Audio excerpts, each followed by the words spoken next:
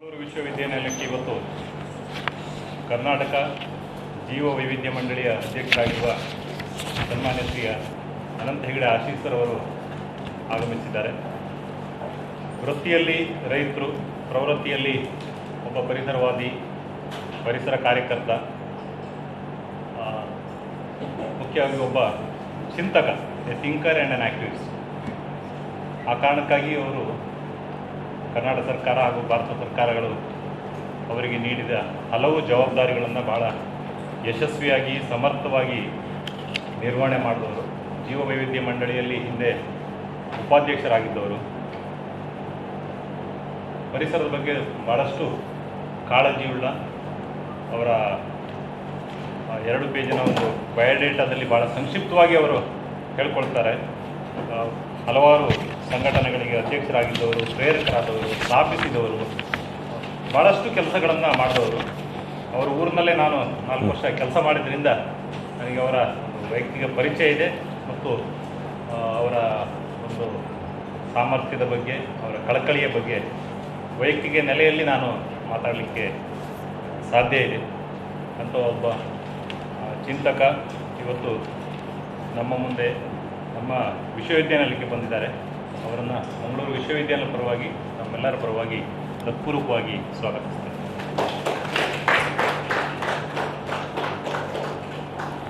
Welcome sir.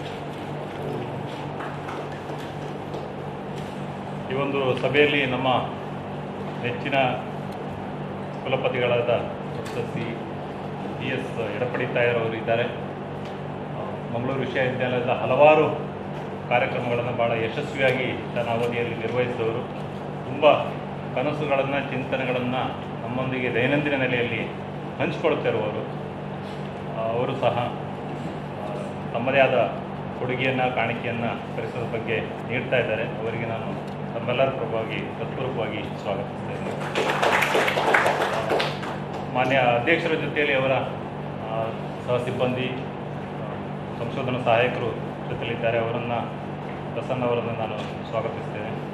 ನಮ್ಮ ವಿಶ್ವವಿದ್ಯಾನಿಲಯದ ಎಲ್ಲ ತಜ್ಞ ಪ್ರಾಧ್ಯಾಪಕರನ್ನು, ಪರಿಸರ ಮತ್ತು ವಿಶ್ವವಿದ್ಯಾಲಯದ ಬಗ್ಗೆ ಆಸಕ್ತಿ, ಕಳಕಳಿಯುಳ್ಳ ಎಲ್ಲ ವಿದ್ಯಾರ್ಥಿಗಳನ್ನು, ಸಂಶೋಧನಾ ವಿದ್ಯಾರ್ಥಿಗಳನ್ನು ಈ ಸಭೆಗೆ ಸ್ವಾಗತ ಮಾಡ್ತಾ ಮಾನ್ಯ ಅಧ್ಯಕ್ಷರಲ್ಲಿ ಸಭೆಯನ್ನು ನಡೆಸ್ಕೊಡ್ಬೇಕಂತ ಕೇಳ್ಕೊಡ್ತಾ ಇದ್ದೀನಿ. ಸರ್, ನಮ್ಮಲ್ಲಿ ಒಂದು 10 ನಿಮಿಷದ ವಿಶ್ವವಿದ್ಯಾನಿಲಯ 3 ಜಿಲ್ಲೆಗಳು ಇದ್ರ ವ್ಯಾಪ್ತಿಗೆ 3 ಜಿಲ್ಲೆಗಳು ಬರ್ತವೆ. ಈ ಒಂದು ಇಶ್ಯೂದ ಬಗ್ಗೆ ಒಂದು 10 ನಿಮಿಷದ PPT ನಾವು ಮಾಡ್ಕೊಂಡಿದ್ದೀವಿ, ತಾವು ನೋಡ್ಬೋದು. ಹಾಗೆ ಈಗ ಮಂಗಳೂರು ವಿಶ್ವವಿದ್ಯಾಲಯದ ಬಗ್ಗೆ ಪರ್ಟಿಕ್ಯುಲರ್ಲಿ ನಮ್ಮ ಪರಿಸರ ಚಿಂತನೆ, ಇದರ ಬಗ್ಗೆ ಮತ್ತು ಫ್ಲೋರಾ ಆ್ಯಂಡ್ ಫೌನಾ ಸರ್ವೆ ಎಲ್ಲ ಮಾಡಿರ್ತೇವೆ ನಾವು. ಈ ವರ್ಷದ್ದು ಬಾಕಿ ಇದೆ ಗ್ರೀನ್ ಆಡಿಟ್ ಅಂತ. ನಾವು ನ್ಯಾಕಿಗೋಸ್ಕರ ಮತ್ತು ನಮಗೆ ಒಂದು ಇದಾಗಲಿಕ್ಕೆ ಈ ಹಿಂದೆಯೂ ಮಾಡಿದ್ದೇವೆ. ಈ ಸಲದೀಗ ನೆಕ್ಸ್ಟ್ ಮಂತ್ ನಾವು ಕೈಗೊಳ್ತೇವೆ. ಯಾಕೆ ನಮ್ಮಲ್ಲಿ ಬಯೋಸೈನ್ಸ್ ಡಿಪಾರ್ಟ್ಮೆಂಟ್ ಇದೆ, ಅಪ್ಲೈಡ್ ಬಾಟ್ನಿ ಇದೆ, ಅಪ್ಲೈಡ್ ಝುವಾಲಜಿ ಇದೆ, ಹಾಗೆ ಮೆರಾಂಜಿಯಾಲಜಿ ಡಿಪಾರ್ಟ್ಮೆಂಟ್ ಇದೆ. ಇವರೆಲ್ಲ ಸಹಯೋಗದಲ್ಲಿ ಜಂಟಿ ಆಶ್ರಯದಲ್ಲಿ ಒಬ್ಬರನ್ನು ಕನ್ಸಲ್ಟೆಂಟ್ ಇಟ್ಟುಕೊಂಡು ಫ್ಲೋರಾ ಆ್ಯಂಡ್ ಫೌನಾ ಇಲ್ಲಿದು ಮಾಡುವಂಥದ್ದು ಗ್ರೀನ್ ಆಡಿಟ್, ಅದು ಈಗ ಅಕ್ಟೋಬರ್ ನವಂಬರಲ್ಲಿ ನಾವು ಕೈಗೆತ್ತಿಕೊಳ್ತೇವೆ ನಾವು. ಅದಿದೆ. ಮತ್ತು ನಾನು ಜೂನ್ 3ನೇ ತಾರೀಕು 2019ಕ್ಕೆ ಮಂಗಳೂರು ವಿಶ್ವವಿದ್ಯಾಲಯದ 9ನೇ ಕುಲಪತಿಯಾಗಿ ಅಧಿಕಾರ ಸ್ವೀಕರಿಸಿದೆ. ಈಗ 1 ವರ್ಷ 4 ತಿಂಗಳಾಯಿತು ನನಗೆ. ಸೊ ನಾನು ಚಾರ್ಜ್ ತಗೊಳ್ಳುವಾಗಲೇ ನಾನು ಪತ್ರಿಕಾ ಮಾಧ್ಯಮದ ಸನ್ಮಿತ್ರರಿಗೆ ಹೇಳಿದ್ದು, ನಂದು ಅನೇಕ ವಿಷನ್ ಪಾಯಿಂಟ್ಸ್ ಇಲ್ಲ, 2 ವಿಷನ್ ಪಾಯಿಂಟ್ಸ್. ಒಂದು, ಈಕೋ ಫ್ರೆಂಡ್ಲಿ ಕ್ಯಾಂಪಸ್. ನಾನು 4 ವರ್ಷ ಅವಧಿಯಾಗಿ ನಾನು ಬಿಟ್ಟು ಹೋಗುವ ಸಂದರ್ಭದಲ್ಲಿ ಹೇಗಿರಬೇಕಂತ ಹೇಳಿದರೆ, ಯಾವುದು ಪಬ್ಲಿಕ್ ಟ್ರಾನ್ಸ್ಪೋರ್ಟ್ ಆಗಲಿ, ಪ್ರೈವೇಟ್ ಟ್ರಾನ್ಸ್ಪೋರ್ಟ್ ಆಗಲಿ, they should not fly within the campus. ಅವರಿಗೆಲ್ಲ ಹೊರಗಡೆ ಹೋಗುವಾಗೆ ನಾವು PWD ಜೊತೆ ಮಾತಾಡಿ ನಮ್ಮ ಜನಪ್ರತಿನಿಧಿಗಳ ಸಹಾಯ ಪಡ್ಕೊಂಡು ಅವರಿಗೆ ನಾವು ಹೊರಗಡೆ ಮಾಡಿಕೊಡ್ತೇವೆ. ಸ್ವಲ್ಪ ಜಾಗ ಬಿಡಬೇಕು ಪಬ್ಲಿಕ್ ರೋಡಿಗೆ ಅಂತಾರೆ, ನಾವು ಬಿಡಲಿಕ್ಕೂ ರೆಡಿ ಇದ್ದೇವೆ. ಹೇಳಿದರೆ ಒಳಗಡೆ ಗಾಡಿಗಳು ಹೋಗಬಾರ್ದು, ಆ ರೀತಿಯ ನಾಯ್ಸ್ ಪೊಲ್ಯೂಷನ್, ಏರ್ ಪೊಲ್ಯೂಷನ್ ಇದಾಗುವಂಥದ್ದನ್ನು ತಪ್ಪಿಸುವಂಥದ್ದೊಂದು. ಹಾಗಾದರೆ ಏನು ಪರ್ಯಾಯ ವ್ಯವಸ್ಥೆ ಅಂತ ಕೇಳಿದರೆ, ನಾವು ತಜ್ಞರ ಸಹಾಯ ಪಡ್ಕೊಂಡು ನಾವು ಬೈಸಿಕಲ್ಸ್ ಮತ್ತು ಬಗ್ಗೀಸ್ ಮಾತ್ರ ಒಳಗಡೆ ಹೋಗುವಂಥದ್ದು ಅಂತ ವಿಪ್ರದವ್ರು ಮಾಡಿದ್ದಾರೆ, ಇನ್ಫೋಸಿಸ್ನವ್ರು ಮಾಡಿದ್ದಾರೆ, ಕೆಲವು ಸಂಸ್ಥೆಗಳು ಕೂಡ ಇಂಥದ್ದು ಮಾಡಿದ್ದಾರೆ. ಅದು ನನ್ನ ಒಂದು ಕನಸು. ಅದಕ್ಕೆ ಬೇಕಾದಾಗೆ ಕೊಡುಗೈ ದಾನಿಗಳು ಕೂಡ ಹತ್ತಿರ ಬರ್ತಾ ಇದ್ದಾರೆ ಬಗ್ಗೀಸ್ ಕೊಡಲಿಕ್ಕೆ ಎಲ್ಲ. ಸೊ ಅದೊಂದು ಇರುವಂಥದ್ದು. ಇನ್ನೊಂದು ಪೇಪರ್ಲೆಸ್ ಆಫೀಸ್ ಥ್ರೂ ಗವರ್ನೆನ್ಸ್ ಅಂತೇಳಿ, ಅದು ಸರ್ಕಾರ ಕೂಡ ಅದನ್ನು ಹೇಳ್ತದ್ದು, ಕೇಂದ್ರ ಮತ್ತು ರಾಜ್ಯ ಸರ್ಕಾರ ಅದನ್ನು ಹೇಳ್ತಾ ಇದ್ದಾರೆ ನಮಗೆ. ಸೊ ಅದನ್ನು ನಾವು ಮಾಡ್ತಾ ಇದ್ದೇವೆ. ಇದು ಈ ಪಾಯಿಂಟಿಂದ. ಆಮೇಲೆ ನಾವು ಮಳೆ ನೀರು ಕೊಯ್ಲು ಅದರ ಬಗ್ಗೆ ಕಾರ್ಯಕ್ರಮ ಮಾಡಿದ್ದೇವೆ ನಾವು. ಆಮೇಲೆ ಅದನ್ನು ಕೈಗೆತ್ತಿಕೊಂಡಿದ್ದೇವೆ. ಸೊ ಇಂಥ ಆ್ಯಕ್ಟಿವಿಟಿ ಎಲ್ಲ ಇದೆ. ಮತ್ತು ಹೇಗೂ ಸ್ವಚ್ಛತಾ ಅಭಿಯಾನ ಪ್ರಧಾನಮಂತ್ರಿ ನರೇಂದ್ರ ಮೋದಿಜಿಯವರು ಅಕ್ಟೋಬರ್ 2, 2014ಕ್ಕೆ ಕೈಗೆತ್ತಿಕೊಂಡದ್ದು. ಈ 6 ವರ್ಷವೂ ನಾವು ಮಾಡ್ತಾ ಬಂದಿದ್ದೇವೆ. ಈ ಸಲ ಅಕ್ಟೋಬರ್ 2ಕ್ಕೂ ಕೂಡ ನಾನು ಗಾಂಧಿ ಜಯಂತಿ ದಿವಸ ಅದನ್ನೇ ಮೇಯ್ನಾಗಿ ಇಟ್ಟುಕೊಂಡು ಸ್ವಚ್ಛತಾ ಇದು ಮಾಡೋಂಥದ್ದು. ಅಂಥ ಒಂದು ಕಲ್ಚರ್ ಬರಲಿ, ಸ್ವಲ್ಪ ಆ ಮನಸ್ಸು ಬರಲಿ, ಎಲ್ಲರನ್ನೂ ಒಳಗೊಂಡು ಎಲ್ಲರ ಒಳಗೊಳ್ಳುವಿಕೆ, ಪಾಲ್ಗೊಳ್ಳುವಿಕೆ, ಭಾಗವಹಿಸುವಿಕೆ ಇದ್ದರೆ ಅದೊಂದು ಅರ್ಥಪೂರ್ಣದ ಕಾರ್ಯಕ್ರಮ ಆಗುತ್ತೆ ಅಂತ ಹೇಳೋದು ನಾವು ಮಾಡಿದ್ದೇವೆ ನಾವು.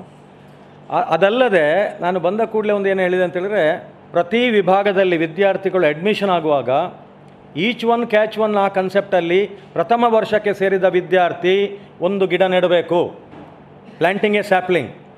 ಆನಂತರ ಅದರಲ್ಲಿ ಈ ಲೇಸರ್ ಇದು ಮಾಡಿಕೊಂಡು ನಾವು ಡಿಜಿಟಲ್ ಇದರಲ್ಲಿ ಅವನ ಹೆಸರು, ಯಾವ ಬ್ಯಾಚ್, ಯಾವ ವಿಭಾಗ, ಅದೊಂದು ಸ್ಟಿಕ್ಕರ್ ಕೂಡ ಇದು ಅಲ್ಲಿ ಮಾಡುವಂಥದ್ದು. ಒಂದು 10 ವರ್ಷ ಕಳೆದ ಅಲ್ಯುಮ್ನಸ್ ಆಗಿ ಈ ಕಡೆ ಬರುವಾಗ ಅದನ್ನು ಹೋಗಿ ನೋಡುವಾಗ ಒಂದು ಕನೆಕ್ಟಿವಿಟಿ ಆಗುತ್ತೆ. ಈ ರೀತಿಯಲ್ಲಿ ಮಕ್ಕಳಲ್ಲಿ ಒಂದು ರೀತಿಯ ಕನೆಕ್ಟಿವಿಟಿ, ಇಮೋಷನಲ್ ಕನೆಕ್ಟಿವಿಟಿಯನ್ನು ಎಸ್ಟಾಬ್ಲಿಷ್ ಮಾಡಿ ನಾವು ಪ್ರಯತ್ನ ಮಾಡಿದ್ದೇವೆ. ಹೀಗೆ ಕೆಮಿಕಲ್ ಸೊಸೈಟಿ ಅಂತ ಇದೆ, ಕೆಮಿಸ್ಟ್ರಿ ಡಿಪಾರ್ಟ್ಮೆಂಟ್ನವರು ಅವರು ಅದನ್ನು ಮಾಡಿದ್ದಾರೆ ಜಾಗ ನಾವು. ಸೊ ಅದಕ್ಕೆ ನಾವು ಎಂಜಿನಿಯರ್ಸ್ ಹಾಕೊಂಡು ನಮ್ಮ ಮಾಸ್ಟರ್ ಪ್ಲ್ಯಾನ್ ಪ್ರಕಾರ ನಿರ್ದಿಷ್ಟ ಜಾಗ ಗುರುತಿಸಿ ಅದೇ ವಿಭಾಗಕ್ಕೆ ಕೊಡ್ತಾ ಇದ್ದೇವೆ ನಾವು, ಇದು ಮಾಡ್ತಾ ಬನ್ನಿ ಅಂತ. ಆಮೇಲೆ 2 ವರ್ಷ ಕಲಿತು ಹೋಗುವಾಗ ಆ ವಿದ್ಯಾರ್ಥಿಗೆ ಒಂದು ಸರ್ಟಿಫಿಕೇಟ್ ವಿಶ್ವವಿದ್ಯಾಲಯದಿಂದ ಕೊಡ್ತಾ ಇದ್ದೇವೆ, ಪರಿಸರ ಸ್ನೇಹಿ ಸರ್ಟಿಫಿಕೇಟು.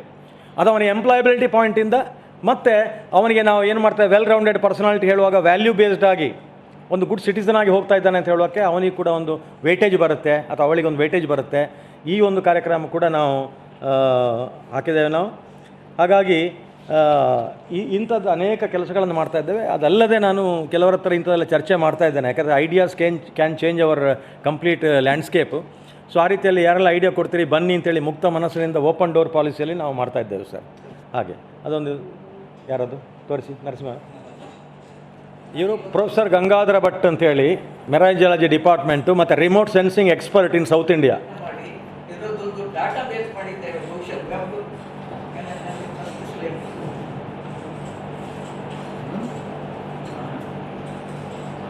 ವೆಬ್ GIS ಅಂತ ಹೇಳಿಬಿಟ್ಟು ಈಗ ಜಿಯೋಗ್ರಫಿಕಲ್ ಇನ್ಫಾರ್ಮೇಶನ್ ಸಿಸ್ಟಮ್ ಅಂತ ಹೇಳಿ ನಾವು ಹೇಳ್ತೇವೆ ಸರ್. ಇವತ್ತು ಭಾರತೀಯ ಬಾಹ್ಯಾಕಾಶ ಸಂಸ್ಥೆಯವರ ಅಂತರಿಕ್ಷಕ್ಕೆ ಹಾರಿಬಿಟ್ಟ ಉಪಗ್ರಹಗಳು 30 ಸೆಂಟಿಮೀಟರ್ನಷ್ಟು ಸಣ್ಣ ವಸ್ತುವನ್ನು ಗುರುತಿಸಬಲ್ಲ ಸಾಮರ್ಥ್ಯ ಪಡೆದಿವೆ. ಹಾಗಿರುವಾಗ ನಾವು ಪ್ರತಿಯೊಂದು ಮರವನ್ನು ಐಡೆಂಟಿಫೈ ಮಾಡೋ ಸಾಮರ್ಥ್ಯ ನಮಗಿದೆ. ಪಾನ್ ಆಗ್ಬೋದು, ಬ್ರೀಫ್ ಟೈಮ್ ಇಲ್ಲ ನಮಗೆ. ಅಧ್ಯಯನ ಮಾಡಿ ನಾವು ಇದು ನಮ್ಮ ಲೇಔಟ್ ಮ್ಯಾಪ್ ಅಂತ ಹೇಳಿ ಸರ್, 2D ಲೇಔಟ್ ಮ್ಯಾಪ್ ಅಂತ ಹೇಳಿ ಇಡೀ ಕ್ಯಾಂಪಸ್ ನಮ್ಮದು ಚಿತ್ರವನ್ನು ನಾವು ಇದನ್ನು ಉಪಗ್ರಹದ ಚಿತ್ರ ಮಾಹಿತಿಯನ್ನು ಆಧರಿಸಿ, ಬಹುಶಃ ನಾವೀಗ ಗೂಗಲ್ ಅರ್ಥಲ್ಲಿ ಐಕಾನಾಸ್ ಇಮೇಜ್ ಅಂತ ಬರ್ತದೆ, ಬಾಹ್ಯಾಕಾಶ ತಂತ್ರಜ್ಞಾನದ ಜೊತೆಗೆ ಇಲ್ಲಿ ನಾವು ನೋಡಬಹುದು. ಇದು ಕ್ಯಾಂಪಸ್ನ ಒಂದು ಚಿತ್ರಣ sir, Google image of Bangalore city 2006ರಲ್ಲಿ ಹೇಗಿತ್ತು ಅಂತ ಹೇಳಿ.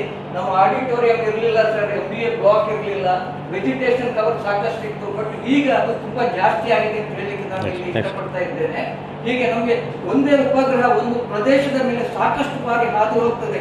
ಇವತ್ತು ಮಂಗಳೂರು ಯೂನಿವರ್ಸಿಟಿ ಮೇಲೆ ಒಂದು ಉಪಗ್ರಹ ಪಾಸ್ ಆದ್ರೆ 18ನೇ ದಿವಸ ಅಥವಾ 20ನೇ ದಿವಸ ಮತ್ತೆ ನಮ್ಮ ಯೂನಿವರ್ಸಿಟಿ ಮೇಲೆ ಹಾದು ಹೋಗೋದ್ರಿಂದ ನಾವು ಮಲ್ಟಿ ಡೇಟಾ ಡಾಟಾ ಅಂತ ಹೇಳ್ತೇವೆ, time series data. With that we can monitor the dynamic changes, ಏನೇನು ಬದಲಾವಣೆ ಆಗಿದೆ. ಬಹುಶಃ ಪ್ರೊಫೆಸರ್ ಎಡಪಡಿತ ಅವರಿಂದ 2 ವರ್ಷ ಬಿಟ್ಟು ನಮ್ಮ ಯೂನಿವರ್ಸಿಟಿ ಬಿಟ್ಟು ಹೋಗುವಾಗ ಇನ್ನೆಷ್ಟೋ ಸಾಕಷ್ಟು ಬದಲಾವಣೆಗಳಾಗಿದ್ರೆ ಆ ಮಾಹಿತಿಯನ್ನು ನಾವು 2 ವರ್ಷ ಬಿಟ್ಟ ಆದ್ಮೇಲೆ ಉಪಗ್ರಹ ಚಿತ್ರಗಳಿಂದ ನಾವು ಪಡೆದುಕೊಳ್ಳಬಹುದು. ಹೀಗೆ ಹಾಗಾಗಿ ಬೇರೆ ಬೇರೆ ಸೀರೀಸ್ ಆಫ್ ಡಾಟಾ ನಮ್ಮ ಹತ್ರ ಇದೆ ಸರ್ ಇದರಲ್ಲಿ. ಹಾಗೆ ಬಾಹ್ಯಾಕಾಶ ತಂತ್ರಜ್ಞಾನ ವಿಭಾಗದಿಂದ ನಾವು ಸಾಕಷ್ಟು ಕೆಲಸ ಮಾಡಿದ್ದೇವೆ. ಇದರಲ್ಲಿ ಲ್ಯಾಂಡ್ ಯೂಸ್ ಲ್ಯಾಂಡ್ ಕವರ್ ಅಂತ ಹೇಳಿ ಭೂಮಿಯ ಬಳಕೆ ಮತ್ತು ಭೂಮಿಯ ಉಪಯೋಗ, ಭೂಮಿಗೆ ಕವರ್ ಏನಿದೆ, ಏನು ಕವರ್ ಇದೆ ಭೂಮಿ ಮೇಲೆ, ಹಾಗೆ ಭೂಮಿಯ ಉಪಯೋಗ ಏನೇನಾಗ್ತದೆ ಅಂತ ಹೇಳಿ ನಾವು ಈಗ more of built up areas ಬಂದಿದೆ. ಈ ಬಿಲ್ಟ್ ಅಪ್ ಏರಿಯಾಸ್ ಅಲ್ಲಿ ಏನೇನು ಬದಲಾವಣೆಗಳಾಗಿದೆ ಅಂತ ಹೇಳಿ ಇದು 3D layout map of Bangalore ನೋಡಿ. ಇದು 3D ಇದಕ್ಕೊಂದು ಇದು ಕೊಟ್ಟಿದ್ದಾರೆ, ಅದು ಭೂಮಿಯ ಅಲ್ಲಿ ಏನೇನು ಕಟ್ಟಡ ಇದೆ ಅದಕ್ಕೆ ಎತ್ತರ ಸಹಿತಲ್ಲಿ ಬಂದಿದೆ. ಇದು 3D layout map. Next slide. ಇದರಲ್ಲಿ ನೋಡಿ 3D ಲೇಔಟ್ ಮ್ಯಾಪ್ ಅಲ್ಲಿ ಎಲ್ಲಾ ಕಡೆ ಅಡ್ಮಿನಿಸ್ಟ್ರೇಟಿವ್ ಬ್ಲಾಕ್ ಇದೆ, ಲೆಜೆಂಡ್ ಅಲ್ಲಿ ಎಲ್ಲಾ ತೋರಿಸಿದ್ದೇವೆ. ಹೆಚ್ಚಿನ ಎಲ್ಲ ಬ್ಲಾಕ್ಗಳು ನಕ್ಷೆಯಲ್ಲಿ ಬಂದಿವೆ. ಇದು ಅಂತ ಹೇಳಿದ್ರೆ ಉಪಗ್ರಹ ಚಿತ್ರದಿಂದ ಇದನ್ನು ಅಪ್ಡೇಟ್ ಮಾಡ್ತಾ ಇರ್ಬೋದು ಸರ್. ಇದೇ ಒಂದು 2 ವರ್ಷ ಆದ್ಮೇಲೆ ಏನೇನು ಚೇಂಜಸ್ ಆಗ್ತದೆ ಅದನ್ನು ಅಪ್ಡೇಟ್ ಮಾಡಬಹುದು. ಇದ್ರ ಜೊತೆಗೆ ನಾವು ರೈನ್ಫಾಲ್, ಇದು ಮಳೆ ನೀರು ಕೊಯ್ಲು ಅಂತ ಹೇಳಿ ನಮ್ಮ ಇಡೀ ಡಿಸ್ಟ್ರಿಕ್ಟ್ ಅಲ್ಲಿ 50 ವರ್ಷದಲ್ಲಿ ಎಷ್ಟು ಮಳೆ ಆಗಿದೆ ಅಂತ ಹೇಳುವ ಮಾಹಿತಿಯನ್ನು ಕಲೆ ಹಾಕಿ ಇಂಡಿಯನ್ ಮೆಟ್ರೋಲಾಜಿಕಲ್ ಡಿಪಾರ್ಟ್ಮೆಂಟ್ ಇಂದ ಅದನ್ನು ನಮ್ಮ ಕ್ಯಾಂಪಸ್ಗೆ ಇದು ಮಾಡಿ, ಕ್ಯಾಂಪಸ್ ನ ಬಿಲ್ಡಿಂಗ್ ಏರಿಯಾ ಎಷ್ಟಿದೆ, ಇಷ್ಟು ಮಳೆ ಬಿದ್ದರೆ ಎಷ್ಟು ನೀರು ಕಲೆಕ್ಟ್ ಆಗಬಹುದು ಅಂತ ಹೇಳುವ ಮಾಹಿತಿಯನ್ನು ಸಂಗ್ರಹಿಸಿ ಪ್ರೀ ಮಾನ್ಸೂನ್, ಮಾನ್ಸೂನ್ ಮತ್ತು ಪೋಸ್ಟ್ ಮಾನ್ಸೂನ್ ಸಿನಾರಿಯೋಕ್ಕೆ ಕಲೆಕ್ಟ್ ಮಾಡಿದ್ದೇವೆ. ಇದು ಹಾಗೆ ಇದು ಬೇರೆ ಬೇರೆ ಇದರದ್ದು ನೋಡಿ ವಾಟರ್ ಹಾರ್ವೆಸ್ಟಿಂಗ್ ಹೇಗೆ ಮಾಡಬಹುದು ಅಂತ ಹೇಳಿ ಇದು ಕೆಲವು ಕಡೆ ಇಂಪ್ಲಿಮೆಂಟ್ ಮಾಡಿದ್ದಾರೆ, ಲೇಡೀಸ್ ಹಾಸ್ಟೆಲ್ ಮತ್ತೆ ಬೇರೆ ಕಡೆ ಎಲ್ಲ ಜೆಂಟ್ಸ್ ಹಾಸ್ಟೆಲ್ ಅಲ್ಲೆಲ್ಲ. ಇದನ್ನು ಹೇಗೆ ಮತ್ತೆ ಫರ್ದರ್ ಇಂಪ್ರೂವ್ ಮಾಡಬಹುದು ಅಂತ ಹೇಳಿ, ಎಷ್ಟು ನೀರು ಕಲೆಕ್ಟ್ ಮಾಡಬಹುದು ಅಂತ, ಅದರ ಜೊತೆಗೆ ಎಷ್ಟೆಷ್ಟು ಬೋರ್ವೆಲ್ಗಳಿವೆ ನಮ್ಮ ಕ್ಯಾಂಪಸ್ ನಲ್ಲಿ, ಅದರ ಬಗ್ಗೆ ಕೋಆರ್ಡಿನೇಟ್ಸ್ ಲ್ಯಾಟಿಟ್ಯೂಡ್ ಲಾಂಗಿಟ್ಯೂಡ್ ಅಂತ ಹೇಳ್ತೇವೆ ನಾವು. ಈ ಕೋಆರ್ಡಿನೇಟ್ಸ್ ಕೊಟ್ಟ ತಕ್ಷಣ ಅದು ಗೂಗಲ್ ಇದರಲ್ಲಿ ಇಮೇಜ್ ಅಲ್ಲಿ ಅದು ಎಲ್ಲಿದೆ, ಯಾವ ಲೊಕೇಶನ್ ನಲ್ಲಿ ಇದೆ, ನೀವು ಬಿಲ್ಡಿಂಗ್ ನ ಒಳಗೇನೆ ಕೂತು ಇಡೀ ಕ್ಯಾಂಪಸ್ ನ ಒಂದು ಮಾಹಿತಿ ಕಲೆ ಹಾಕಬಹುದು. ಇದು ಯಾಕೆ ಮಾಡಿದ್ದು ಅಂತ ಹೇಳಿದ್ರೆ ಸರಿ ಗೊತ್ತಿದೆ, ನ್ಯಾಕ್ ಟೀಮ್ ಬರುವಾಗ ಒಂದ್ ವೇಳೆ ಸಿಕ್ಕಾಪಟ್ಟೆ ಮಳೆ ಬಂದು ಈ ತರ ನೆರೆ ಎಲ್ಲ ಬಂದ್ರೆ ಅವ್ರು ಕ್ಯಾಂಪಸ್ ಒಳಗೆ ಕೂತು ಇಡೀ ಕ್ಯಾಂಪಸ್ ನ ಒಂದು ಚಿತ್ರಣ ಅವರಿಗೆ ಸಿಗುವ ಹಾಗೆ GIS ಡಾಟಾ ಬೇಸ್ ಮಾಡಿದ್ರೆ ಆಗ್ತದೆ ಅಂತ ಹೇಳೋದಕ್ಕೆ. ಇದೆಲ್ಲ ಬಾವಿಗಳು, ನಮ್ಮ ಎಕ್ಸಿಸ್ಟಿಂಗ್ ವೆಲ್ಸ್, ಮತ್ತೆ ಇಲ್ಲಿ ರೀಚಾರ್ಜ್ ಸ್ಟ್ರಕ್ಚರ್ಸ್ ಅಂತ ಹೇಳಿ water harvesting structures, check dam ಅಥವಾ ನಾಲಾ ಬಂಡ್ಸ್ ಕಟ್ಟಿದ್ರೆ ಈ ನೀರನ್ನು ಉಪಯೋಗಿಸಿ ನಮಗೆ ಮುಂದಿನ ದಿನಗಳಿಗೆ ಸಾಕಷ್ಟು, ಈಗ ನಾವು ನೇತ್ರಾವತಿಯಿಂದ ನೀರು ತರ್ತಾ ಇದ್ದೇವೆ, ಸಾಕಷ್ಟು ವಿದ್ಯುತ್ ಬಿಲ್ ಕಟ್ತಾ ಇದ್ದೇವೆ, ಇದನ್ನೆಲ್ಲ ಉಳಿಸುವ ನಿಟ್ಟಿನಲ್ಲಿ ನಾವು ಖಂಡಿತವಾಗಿ ಸ್ವಲ್ಪ ಕೆಲಸ ಮಾಡಬಹುದು ಅಂತ. ಇದು ಮತ್ತೆ ಸ್ಯಾಟಲೈಟ್ ಇಮೇಜರಿ, ನ್ಯಾಚುರಲ್ ವೆಜಿಟೇಷನ್ ಎಲ್ಲೆಲ್ಲಿದೆ ಅಂತ, ಸಸ್ಯ ಸಂಕುಲಗಳಿದೆಲ್ಲ, ಇದು ಅದರದ್ದು ಸಂಬಂಧಪಟ್ಟ ಫೋಟೋಗಳು. ಆಮೇಲೆ ಇದು ಫ್ಲೋರಾ ಇದರದ್ದು. ನೆಕ್ಸ್ಟ್ ಇದು ಫ್ಲೋರಾ, ಇದು ನಾವು ಡಾಕ್ಟರ್ ರವಿ ಚಳ್ಳಣ್ಣ ಅವರು ಮತ್ತು ಶ್ರೀಪಾದ್ ಅವರಿಂದ ಅಪ್ಲೈಡ್ ಬಾಟ್ನಿ ಮತ್ತು ಅಪ್ಲೈಡ್ ಝೂಲಜಿಯಿಂದ ಮಾಹಿತಿ ಕಲೆಕ್ಟ್ ಹಾಕಿ, ಫ್ಲೋರಾದ ಬಗ್ಗೆ ಅಪ್ಲೈಡ್ ಬಾಟ್ನಿಯಿಂದ, ಫಾನಾದ ಬಗ್ಗೆ ಶ್ರೀಪಾದ್ ಅವರಿಂದ ಅಪ್ಲೈಡ್ ಝೂಲಜಿಯಿಂದ ಮಾಹಿತಿ ಕಲೆ ಹಾಕಿ, ಇದರಲ್ಲಿ ಏನ್ ಮಾಡ್ತೇವೆ ಅಂತ ಹೇಳಿದ್ರೆ ಸ್ಪೇಷಿಯಲ್ ಡಾಟಾವನ್ನು ನಾವು ರಿಮೋಟ್ ಸೆನ್ಸಿಂಗ್ ಸ್ಯಾಟಲೈಟ್ ಡಾಟಾದಿಂದ ಕಲೆಕ್ಟ್ ಮಾಡ್ತೇವೆ. ನಾನ್ ಸ್ಪೇಷಿಯಲ್ ಡಾಟಾ, ಸೆಕೆಂಡರಿ ಡಾಟಾ ಅವರ ಡಿಪಾರ್ಟ್ಮೆಂಟ್ ಇಂದ ಕಲೆಕ್ಟ್ ಮಾಡಿ ಎರಡನ್ನು ಲಿಂಕ್ ಮಾಡಿದಾಗ we are getting the required information for A particular geographical area. ಇದರಲ್ಲೆಲ್ಲ ಫಾನರ್ ಬಗ್ಗೆ ಮಾಹಿತಿ ಇದೆ. ಮತ್ತೆ ಅದು ಯಾವ ಒಂದು ನಿಮಿಷ ಒಂದೇ ಸೆಕೆಂಡ್ ಸರ್ ನೋಡಿ, ಯಾವ್ಯಾವ ಲ್ಯಾಟಿಟ್ಯೂಡ್ ಯಾವ್ಯಾವ ಲಾಂಗಿಟ್ಯೂಡ್ ಅಲ್ಲಿ ಇದೆ, ಅಡ್ಮಿನಿಸ್ಟ್ರೇಟಿವ್ ಬ್ಲಾಕ್ ಅಲ್ಲಿ ಎಷ್ಟಿದೆ, ಬೊಟಾನಿಕಲ್ ಆರ್ಬಿಟೋರಿಯಂ ಅಲ್ಲಿ ಎಷ್ಟಿದೆ, ಆರ್ಬೋರೇಟಮ್ ನಲ್ಲಿ ಎಷ್ಟಿದೆ, ಬಾಯ್ಸ್ ಹಾಸ್ಟೆಲ್, ಹೀಗೆ ಎಲ್ಲ ಮಾಹಿತಿಯನ್ನು ಇದರಲ್ಲಿ ಕಲೆ ಹಾಕಲಾಗಿದೆ. ಇದು ಅವ್ರು ಕೊಟ್ಟ ಸೆಕೆಂಡರಿ ಡಾಟಾ. ಪ್ರೈಮರಿ ಡಾಟಾ ನಮಗೆ ಸ್ಯಾಟಲೈಟ್ ಇಂದ ಸಿಗ್ತದೆ. ನೆಕ್ಸ್ಟ್ ಇದೆಲ್ಲ ಅದರ ಬಗ್ಗೆ ಸಾಕಷ್ಟು ಮಾಹಿತಿ ಇದೆ. ಸೆಕೆಂಡರಿ ಡಾಟಾ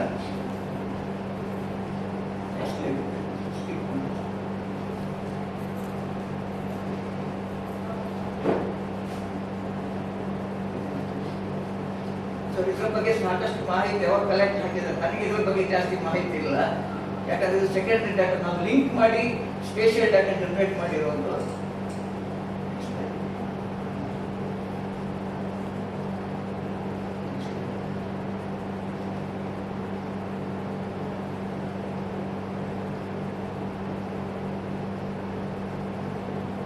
ಇದು ಕೊಡಗು ಮತ್ತು ಇದರ ರೀಸೆಂಟ್ ಆಗಿ ನಮ್ಮ ಕಳೆದ ವರ್ಷ 2018ರಲ್ಲಿ ಕೊಡಗಿನಲ್ಲಿ ಸಾಕಷ್ಟು ಭೂಕುಸಿತಗಳಾಗಿತ್ತು. ಮಕ್ಕಂದೂರು ಅಂತ ಹೇಳಿ ಮತ್ತೆ ಯೋಡುಪಾಲ, ಮೊನ್ನಂಗೇರಿ ಏರಿಯಾದಲ್ಲೆಲ್ಲ ಆಗಿತ್ತು ಸರ್. 19ರಲ್ಲಿ ಬೆಳ್ತಂಗಡಿಯಲ್ಲಿ ಆಗಿತ್ತು ಇದೇ ಭೂಕುಸಿತಗಳು. 2020ರಲ್ಲಿ ಮತ್ತೆ ಕೊಡಗಿನಲ್ಲಾಗಿತ್ತು, ತಲಕಾವೇರಿ ಹತ್ರ ಆಯಿತು. ನಾನು ಆ ಪ್ರದೇಶಕ್ಕೆ ಹೋಗಿದ್ದೆ. ಭೂಕುಸಿತ ಆಗಿ ಒಂದು ವಾರದಲ್ಲೇ ನಾನು ಆ ಪ್ರದೇಶಕ್ಕೆ ಹೋಗಿ ಸಾಕಷ್ಟು ಅಧ್ಯಯನ ಮಾಡಿ ಸಾಕಷ್ಟು ಫೋಟೋಗಳನ್ನು ಕಲೆಕ್ಟ್ ಮಾಡಿದೆ. ಇದರಲ್ಲಿ ಒಂದು ಕಾರಣ ಅಂತ ಹೇಳಿದ್ರೆ geological factors, highly weathered rocks ಇದೆ, ಮತ್ತೆ ಆ ಫ್ರಾಕ್ಚರ್ ಮುಖಾಂತರ ನೀರು ಒಳಗೆ ಇಂಗಿ ಸಾಯಿಲ್ ಫಾರ್ಮೇಶನ್ ಸಾಕಷ್ಟು ಆಗಿದೆ. ಒಮ್ಮೆ ಸ್ಯಾಚುರೇಷನ್ ಆದರೆ ಅದು ಗ್ರಾವಿಟಿ ಮುಖಾಂತರ ಅದು 2-3 ದಿವಸದಲ್ಲಿ ಸುಮಾರು 500 ರಿಂದ 600 ಮಿಲಿಮೀಟರ್ ಮಳೆ ಆದಾಗ ಸ್ಯಾಚುರೇಷನ್ ಆಗ್ತದೆ. ಅದನ್ನು ತಡೆಯಲಿಕ್ಕೆ ಸಾಧ್ಯನೇ ಇಲ್ಲ ಬಹುಶಃ. ಹಾಗೆ ಇದರಲ್ಲಿ ಇನ್ನೊಂದು ಸರ್, ಇದು ಒಂದು ನಿಮಿಷ ಹಿಂತಿರುಗಿ ಇದಕ್ಕೆ ಹೋಗಿ ಸರ್, ಇದರಲ್ಲಿ ಉಪಗ್ರಹ ಚಿತ್ರಗಳನ್ನು ಬೇರೆ ಬೇರೆ ದಿವಸದ್ದು ಲ್ಯಾಂಡ್ ಸ್ಲೈಡ್ ಆಗುವ ಮುಂಚೆ, ಇದು ಬಹುಶಃ ನೋಡಿದ್ದು ದೇವಸ್ಥಾನ, ಅದು ತಲಕಾವೇರಿ ದೇವಸ್ಥಾನ. ಈ ಭೂಕುಸಿತ ಆದದ್ದು ಈ ಪ್ರದೇಶದಲ್ಲಿ. ಇದು ಅವರು ನಾರಾಯಣಾಚಾರ್ಯ ಅಂತ ಹೇಳಿ ಅವರ ಮನೆ ಇದ್ದ ಪ್ರದೇಶ. ಈ ಮನೆ ಕಂಪ್ಲೀಟ್ ಕೊಚ್ಚಿಕೊಂಡು ಸುಮಾರು ದೂರದವರೆಗೆ ಮಣ್ಣು ಹೋಗಿದೆ ಅಂತ ಹೇಳಿದ್ರೆ ಇಲ್ಲಿ ಸುಮಾರು 1300 ಮೀಟರ್ ಎತ್ತರ ಇದೆ. ಇಲ್ಲಿ ಸುಮಾರು 1250, ಸುಮಾರು ಒಂದು 70 ರಿಂದ 80 ಮೀಟರ್ನಷ್ಟು ಎತ್ತರದ ಗುಡ್ಡೆ ಕೆಳಗೆ ಜಾರ್ಕೊಂಡು ಬಂದಿದೆ. ಇದು ಬೇರೆ ಬೇರೆ ಚಿತ್ರಗಳು ನಾವು ಲ್ಯಾಂಡ್ ಸ್ಲೈಡ್ ಆಗುವ ಮುಂಚೆ ಹೇಗಿತ್ತು ಇದನ್ನು ಅಧ್ಯಯನ ಮಾಡಿದಾಗ ನಮಗೆ ಬೇರೆ ಬೇರೆ ನಾವು ಸ್ಲೋಪ್ ಹೇಗಿದೆ, ರೈನ್ಫಾಲ್ ಫ್ಯಾಕ್ಟರ್, ಜಿಯೋಲಜಿ, ಜಿಯೋಮಾರ್ಫಾಲಜಿ, ಹಾಗೆ ನಂಬರ್ ಆಫ್ ಥೀಮ್ಯಾಟಿಕ್ ಮ್ಯಾಪ್ಸ್ ಅಂತ ಹೇಳ್ತೇವೆ ನಾವು. ಇದೆಲ್ಲ ನೋಡಿ ಫ್ರಾಕ್ಚರ್ ಡ್ರಾಪ್ಸ್ ಎಷ್ಟಿದೆ ಅಂತ ಹೇಳೋದನ್ನು, ಈ ತರದ ಅಧ್ಯಯನಗಳೆಲ್ಲ. ಇದಕ್ಕೆ ವೈಜ್ಞಾನಿಕವಾಗಿ ಅಧ್ಯಯನ ಮಾಡಲಿಕ್ಕೆ ನಾವು ಸ್ಲೋಪ್ ಮ್ಯಾಪ್ ಮಾಡಿದ್ದೆವು. ಇಳಿಜಾರು ಎಷ್ಟಿದೆ, ಯಾವ ಸ್ಲೋಪ್ ಅಲ್ಲಿ ಹೇಗೆ ಆಗ್ಬೋದು ಅಂತ ಹೇಳೋದನ್ನು. ಇದರದ್ದು ಡ್ರೈನೇಜ್ ನೆಟ್ವರ್ಕ್, ನೀರಿನ ರೋಡ್ಗಳ ಸ್ಟ್ರೀಮ್ಗಳು ಹೇಗೆ ನದಿಗಳಿಗೆ ಸೇರ್ತಾರೆ ಅದ್ರ ಬಗ್ಗೆ ಅಧ್ಯಯನ.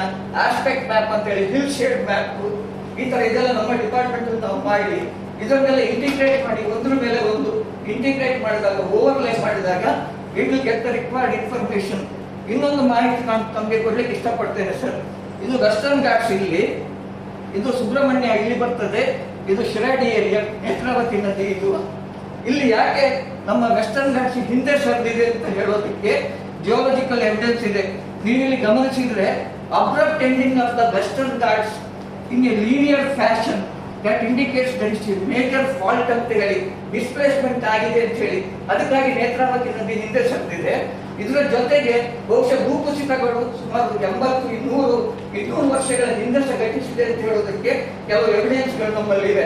ಇದೆಲ್ಲ ಬೆಳ್ತಂಗಡಿಯಲ್ಲಿ ಆದ ಹೋದ ಶಕ್ತಿ 2019ರಲ್ಲಿ ಭೂಕುಸಿತ ಆಗಿ ನದಿಗಳು ಸಾಕಷ್ಟು ಪ್ರವಾಹದಿಂದ ತಂದು ಹಾಕಿ ನದಿಯ ಆಚೆ ಈಚೆಲ್ಲ ತುಂಬಾ ಡ್ಯಾಮೇಜ್ ಮಾಡಿದ್ದರು. ಇದು ಅದೇ ಮತ್ತೆ ಬೆಳ್ತಂಗಡಿ ಚಿತ್ರದ್ದು. ಇದು ಸರ್ ಗೊತ್ತಿರ್ಬೋದು, ಮಕ್ಕಂದೂರು ಅಂತ ಹೇಳಿ, ಮಕ್ಕಂದೂರಲ್ಲ, ಇದು ಮೊಣ್ಣಂಗೇರಿ ಪ್ರದೇಶದ್ದು. ನಮ್ಮ ಮೈಸೂರಿಗೆ ಹೋಗೋ ರಸ್ತೆ, ಮಡಿಕೇರಿಗೆ ಹೋಗೋ ರಸ್ತೆಯ ಬದಿಯಲ್ಲೆಲ್ಲ ಲ್ಯಾಂಡ್ ಸ್ಲೈಡ್ ಆಗಿತ್ತು ಕಳೆದ ವರ್ಷ. ಇದು ಮಕ್ಕಂದೂರು ಏರಿಯಾದ್ದು.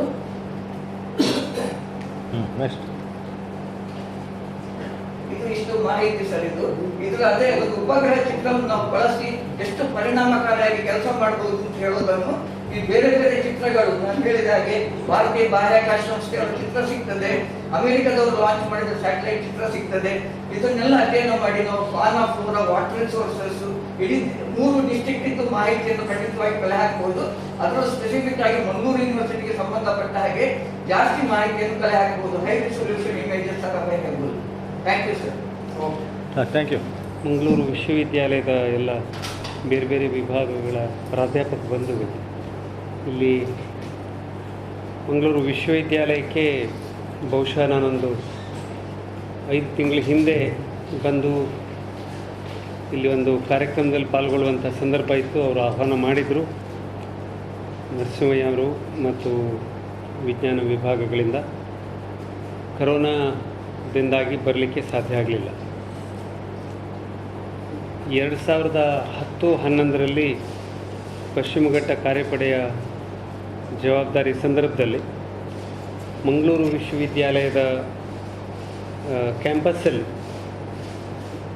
ಒಂದು 2 ಕಾರ್ಯಕ್ರಮಗಳಲ್ಲಿ NSS ಅವ್ರದ್ದೊಂದು ವಿಶೇಷ ಶಿಬಿರ ಮತ್ತು ವಿಜ್ಞಾನ ಒಂದು ಸಮ್ಮೇಳನ, ಇದು 2ರಲ್ಲಿ ನಾನು ಭಾಗವಹಿಸಿದ್ದೇನೆ. ಹಾಗಾಗಿ ಈ ಪ್ರದೇಶಕ್ಕೆ ಈಗಾಗಲೇ ತಾವು ತೋರಿಸಿದ ಹಾಗೆ ಇದು ಮಾನ್ಯ ವೈಸ್ ಚಾನ್ಸಲರ್ ಅವರು ಹೇಳಿದ ಹಾಗೆ ಒಂದು ಹಸಿರು ಒಂದು ತಾಣ ಅಂತ ನಾವು ಮಾಡುವಂಥ ದಿಕ್ಕಿನಲ್ಲಿ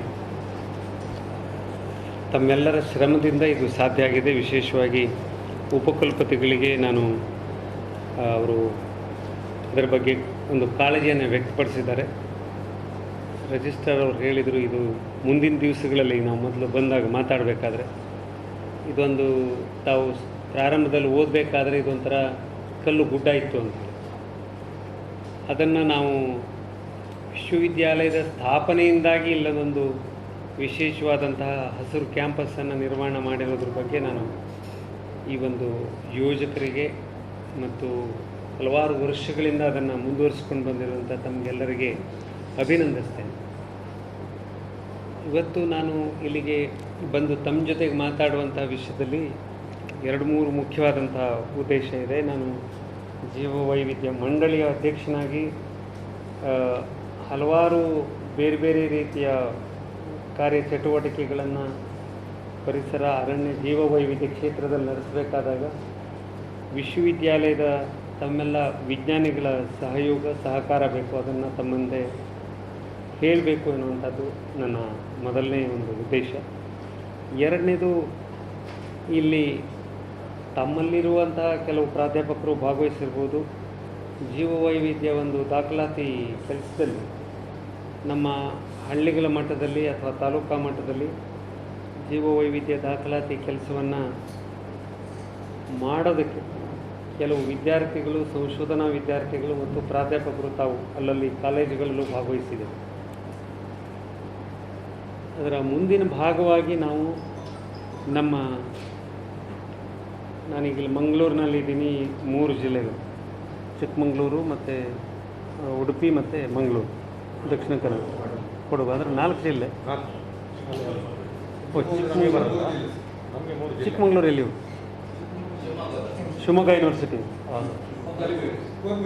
ಕುವೆಂಪು. ಸೊ 3 ಜಿಲ್ಲೆಗಳ ವ್ಯಾಪ್ತಿಯಲ್ಲಿ ನಾವು ಹಲವಾರು ಈಗ ಅವ್ರು ಹೇಳಿರುವಂಥ ಲ್ಯಾಂಡ್ ಸ್ಲೈಡ್ ವಿಷಯನೂ ಸೇರಿಕೊಂಡ ಹಾಗೆ ಹಲವು ಸಂದರ್ಭಗಳಿದ್ದಾವೆ. ಇವುಗಳ ಬಗ್ಗೆ ನಮಗೆ ಒಂದು ವೈಜ್ಞಾನಿಕವಾದಂಥ ಅಭ್ಯಾಸ ಮತ್ತು ಮಾಹಿತಿಯನ್ನು ಒದಗಿಸುವಂಥ ವಿಷಯದಲ್ಲೂ ಕೂಡ ತಮ್ಮ ಪಾತ್ರ ಬಹಳ ಮಹತ್ವದ್ದು. ನನಗೆ ಹಿಂದೆ ಬೇರೆ ಸಂದರ್ಭದಲ್ಲಿ ತಮ್ಮೆಲ್ಲ ಪೋಸ್ಟ್ ಗ್ರ್ಯಾಜುಯೇಟ್ ಸೆಂಟರ್ಸ್ ಏನು ಹೇಳಿದೆ, ಅಥವಾ ನಮ್ಮ ಈ ಪ್ರದೇಶದಲ್ಲಿ ನಾವು PhD ಮಾಡುವಂಥ ವಿದ್ಯಾರ್ಥಿಗಳಿದ್ದಾರೆ, ಇವರೆಲ್ಲರದು ಒಂದು ಉಪಯೋಗ ಮತ್ತು ಲಾಭ ಈ ಪ್ರದೇಶದಲ್ಲಿರುವಂಥ ಹಲವಾರು ಇಶ್ಯೂಸ್ಗಳಿಗೆ ಒಂದು ಸಹಾಯವನ್ನು ನೀಡಬೇಕು, ಅದರ ಪರಿಹಾರ ಹುಡುಕೋದಕ್ಕೆ ನಮಗೆ ಸಹಾಯ ಆಗಬೇಕು. ತಮ್ಮೊಂದು ವೈಜ್ಞಾನಿಕವಾದಂಥ ಹಿನ್ನೆಲೆಯಲ್ಲಿ ಅಥವಾ ಉದ್ದೇಶದಲ್ಲಿ ತಾವು ಅನೇಕ ಸಂಶೋಧನೆಗಳನ್ನು ತಾವು ನಡೆಸ್ಬೋದು. ಇದು ಬೇಸಿಕ್ ಸೈನ್ಸ್ ವಿಷಯದಲ್ಲಿರಲಿ ಅಥವಾ ಈ ಥರ ಇದಕ್ಕೆ ರಿಲೇಟ್ ಆಗಿರುವಂಥ ಇನ್ನಿತರ ವಿಷಯಗಳಿಗೂ ಇರಲಿ. ಎಷ್ಟೇ ಆದರೂ ಕೂಡ ಈಗ ಬಂದಿರುವಂಥ ಕರೋನಾದಿಂದ ಹಿಡಿದು ನಾನು ನಿನ್ನೆ ಮಲೆನಾಡಿನ ಸುಳ್ಯ ಪ್ರದೇಶದಲ್ಲಿ ನೋಡಿರುವಂಥ ಕೆಲವು ಪರಿಸ್ಥಿತಿಗಳ ಬಗ್ಗೆ, ಇಲ್ಲಿ ಸಾಮಾಜಿಕವಾದಂಥ ಅನೇಕ ಇಶ್ಯೂಸ್ ಇದ್ದಾವೆ, ಅದರ ಜೊತೆಗೆ ಹಲವಾರು ಪಾರಿಸರಿಕವಾದಂಥ ಸಂದರ್ಭಗಳು ಬಂದಿದ್ದಾವೆ, ನದಿಗಳನ್ನು ಉಳಿಸುವಂಥ ವಿಷಯಗಳು ಬಂದಿದ್ದಾವೆ, ಅರಣ್ಯಗಳು ಮತ್ತು ಏನು ಜೈವಿಕ ಪರಿಸ್ಥಿತಿ ಇದೆ ಇದರ ಬಗ್ಗೆ ನಡೀತಾ ಇರುವಂಥ ಅಭ್ಯಾಸಗಳಿರ್ಬೋದು ಅಥವಾ ಇಲ್ಲಿರುವಂಥ ಇಶ್ಯೂಸ್ ಇರ್ಬೋದು. ಇವೆಲ್ಲ ಸಂದರ್ಭಗಳಲ್ಲಿ ಇದು ನಮ್ಮ ಅಧ್ಯಯನಗಳು, ನಾವು ಮಾಡ್ತಾ ಇರುವಂಥ ಕಾರ್ಯಕ್ರಮಗಳು, NSS ಬಗ್ಗೆ ನಾನು ಮತ್ತೆ ಉಲ್ಲೇಖ ಮಾಡಬೇಕು, ನಮ್ಮ ಯೋಜನೆಗಳು, ಕಾರ್ಯಕ್ರಮಗಳು ಏನಾದರೂ ನಮ್ಮ ಸುತ್ತಮುತ್ತಲಿನ ಪ್ರದೇಶಕ್ಕೆ ಇದು ಉಪಯೋಗ ಆಗಲಿ ಅನ್ನುವಂಥದ್ದು. ಹಾಗೆ ಕೆಲವಾದರೂ ಅಂಥ ಒಂದು ನಿರ್ದಿಷ್ಟವಾದಂಥ ಕಾರ್ಯಚಟುವಟಿಕೆಗಳಲ್ಲಿ ತಮ್ಮ ಸಹಯೋಗ ಬೇಕು ಎನ್ನುವಂಥದ್ದು ನನ್ನ ಒಂದು ವಿಷಯ ತಮ್ಮ ಮುಂದೆ ನಾನು ಕೇಳ್ಕೊಳ್ಳೋದು. ಇಲ್ಲಿ ಇಡೀ ಪ್ರದೇಶದಲ್ಲಿ ನಮಗೆ ದೇವರ ಕಾಡುಗಳ ಬಗ್ಗೆ ಇಲ್ಲಿ ಅಭ್ಯಾಸ ಆಗಿದೆ. ಪಿಲಿಕುಳ ನಿಸರ್ಗಧಾಮದಲ್ಲಿ ಇವತ್ತು ಸಿಕ್ಕಿದ್ದಾರೆ, ಅವರು ಇಲ್ಲೇ ಕೆಲಸ ಮಾಡಿದಂಥವ್ರು ಡಾಕ್ಟರ್ ಶೆಣೈ ಅವರು. ದೇವಿ ಪ್ರಸಾದ್ ಅವರು ಅಲ್ಲಿ ಪುತ್ತೂರು ಪ್ರದೇಶದಲ್ಲಿ ಕೆಲವು ಅಭ್ಯಾಸಗಳನ್ನು ಮಾಡಿದ್ದನ್ನು ಅವರು ಹಿಂದೊಂದು ಸಂದರ್ಭದಲ್ಲಿ ನಾನು ಕೇಳಿದ್ದೀನಿ, ಕುಮಾರಧಾರ ಪರಿಸ್ಥಿತಿ ಬಗ್ಗೆ, ಪರಿಸರದ ಅಧ್ಯಯನದ ಬಗ್ಗೆ. ಇಷ್ಟು ಒಂದು ನದಿಗಳ ಪರಿಸ್ಥಿತಿ ಗಂಭೀರ ಇದೆ. ಈಗ ಮಳೆ ಇದೆ, ನೀರು ತುಂಬಿ ಹರಿತವೆ, ಆದರೆ ಅದು ಎಷ್ಟು ಹೂಳು ತುಂಬಿದೆ, ಆ ಅಕ್ಕಪಕ್ಕದಲ್ಲಿ ಎಷ್ಟು ಎನ್ಕ್ರೋಚ್ಮೆಂಟ್ ಆಗಿದೆ, ಅದರಿಂದಾಗಿ ನಮ್ಮ ನದಿಯ ಪರಿಸ್ಥಿತಿ ಏನಾಗಿದೆ, ಇದ್ರ ಬಗ್ಗೆ ನಾವು ವ್ಯವಸ್ಥಿತವಾದಂಥ ಅಧ್ಯಯನಗಳನ್ನು ಯಾರೋ ಬೇರೆ ಪ್ರದೇಶಗಳಿಂದ ಬಂದು ಮಾಡೋದಕ್ಕೂ ನಾವು ಈ ಪ್ರದೇಶದವರಾಗಿ ಅದರ ಅಧ್ಯಯನವನ್ನು ನಡೆಸೋದಕ್ಕೂ ಭಾಳಷ್ಟು ಅಂತರ ಇದೆ. ಇಲ್ಲಿ ದಕ್ಷಿಣ ಕನ್ನಡದ ಒಂದು ಪರಿಸರದ ಪರಿಸ್ಥಿತಿ ಅಂಥೇಳಿ ಭಾಳ ಹಿಂದೆ ಡಾಕ್ಟರ್ ಮಾಧವ್ ಗಾಡ್ಗೀಳ್ ಅವರು, ಡಾಕ್ಟರ್ DK ಸುಬ್ರಹ್ಮಣ್ಯಂ ಅವರು ಇಂಡಿಯನ್ ಇನ್ಸ್ಟಿಟ್ಯೂಟ್ ಆಫ್ ಸೈನ್ಸ್ನಲ್ಲಿದ್ದರು. ಸೊ ಇವರೆಲ್ಲ ಇದ್ದಾಗ ಇಲ್ಲೊಂದು ಒಂದು ಅಂತಾರಾಷ್ಟ್ರೀಯ ಒಂದು ಸಂಸ್ಥೆಯ ಸಹಯೋಗದಲ್ಲಿ ದಕ್ಷಿಣ ಕನ್ನಡ ಜಿಲ್ಲೆಯ ಒಂದು ಭೂಧಾರಣ ಸಾಮರ್ಥ್ಯದ ಬಗ್ಗೆ ಅಧ್ಯಯನ ಮಾಡಬೇಕು ಅಂತ ಒಂದು ಪ್ರಯತ್ನ ಆರಂಭ ಆಯಿತು, ಆದರೆ ಅದು ಮತ್ತೆ ಮುಂದುವರಿಲಿಲ್ಲ. ಪಕ್ಕದ ಉತ್ತರ ಕನ್ನಡ ಜಿಲ್ಲೆಯ ಭೂಧಾರಣ ಸಾಮರ್ಥ್ಯದ ಅಧ್ಯಯನವನ್ನು ಭಾರತೀಯ ವಿಜ್ಞಾನ ಸಂಸ್ಥೆಯವರ ಮೂಲಕ ನಾವು ಕಳೆದ 7-8 ವರ್ಷಗಳ ಹಿಂದೆ ನಡೆಸಿದ್ವಿ. ಈ ರೀತಿ ತಾವು ನಂಗೆ ನೆನಪಿದೆ, ಕುದುರೆಮುಖದ ಬಗ್ಗೆ ಅಭ್ಯಾಸ ಮಾಡಿದ್ರಿ, ಶರಾವತಿ ಕಣಿವೆ ಬಗ್ಗೆ ಮಂಗಳೂರು ವಿಶ್ವವಿದ್ಯಾಲಯ ಡಾಕ್ಟರ್ ಕಾವೇರಪ್ಪ ಅವರಿದ್ದಾಗ ಆವಾಗ ನಡೆಸಿದ್ದಾರೆ. ಇಂಥ ಕೆಲವು ಅಭ್ಯಾಸಗಳನ್ನು ನಾವು ನಡೆಸಿದ್ದೇವೆ. ಗೊತ್ತಿರಂಗೆ ಇನ್ನೊಂದು ಸ್ವಲ್ಪ ಕೈಗಾ ಅನುಸ್ಥಾವರದ ಪ್ರದೇಶದ ಬಗ್ಗೆನೂ ಕೂಡ ನಾವು ಮಂಗಳೂರು ಯೂನಿವರ್ಸಿಟಿನಲ್ಲಿ ಅಭ್ಯಾಸ ಮಾಡಿದ್ದೀವಿ. ಈ ಎಲ್ಲ ವಿಷಯಗಳಲ್ಲಿ ಮೆಡಿಸಿನಲ್ ಪ್ಲ್ಯಾಂಟ್ಸ್ ಬಗ್ಗೆ ಹಲವಾರು ಪ್ರಾಜೆಕ್ಟ್ಸ್ಗಳನ್ನು ತಾವು ನಡೆಸ್ತಾ ಇರ್ಬೋದು ಅಥವಾ ಇಲ್ಲಿ ಕಂಪ್ಲೀಟ್ ಮಾಡಿರ್ಬೋದು. ಈ ಒಂದು ಅಧ್ಯಯನಗಳು, ಅದು PhD ಅಧ್ಯಯನ ಇರಲಿ, ಬೇರೆ ವಿಶೇಷವಾದಂಥ ಅಧ್ಯಯನ ಇರಲಿ, UGCದು ಕಾರ್ಯಕ್ರಮ ಇರಲಿ, ಯಾವುದೇ ಇರಲಿ, ಇದು ನಮ್ಮ ಕೇಂದ್ರ ಮತ್ತು ರಾಜ್ಯ ಸರ್ಕಾರಕ್ಕೆ ಸಂಬಂಧಪಟ್ಟಂಥ ಯಾವುದೇ ವಿಶೇಷವಾದಂಥ ಸಹಕಾರ ಸಹಾಯ ತಗೊಂಡು ಮಾಡಿದ್ದಿರ್ಬೋದು. ಇದರ ಲಾಭ ನಮ್ಮ ಸುತ್ತಮುತ್ತಲಿನ ಪ್ರದೇಶಗಳಿಗೆ ಆಗಬೇಕು ಎನ್ನುವಂಥದ್ದು ನಾನು ಹೇಳ್ತಾರೆ. ಉದಾಹರಣೆಗೆ ನಾವು ಹಲವಾರು ಸಂದರ್ಭಗಳಲ್ಲಿ ಸರ್ ನಮಗೆ ಇದೆಲ್ಲನೂ ನಾವು ಇಂಗ್ಲೀಷ್ನಲ್ಲೇ ವರದಿಯನ್ನು ಸಲ್ಲಿಸ್ತೀವಿ, ನಾವೇನೋ ಓದ್ತೇವೆ ಸರಿ, ಆದರೆ ಯಾರ ಸಲುವಾಗಿ ನಾವು ಮಾಡಿದ್ದೀವಿ ಅವರಿಗೆ ಹೋಗಿ ತಲುಪೋದೇ ಇಲ್ಲ. ಇದು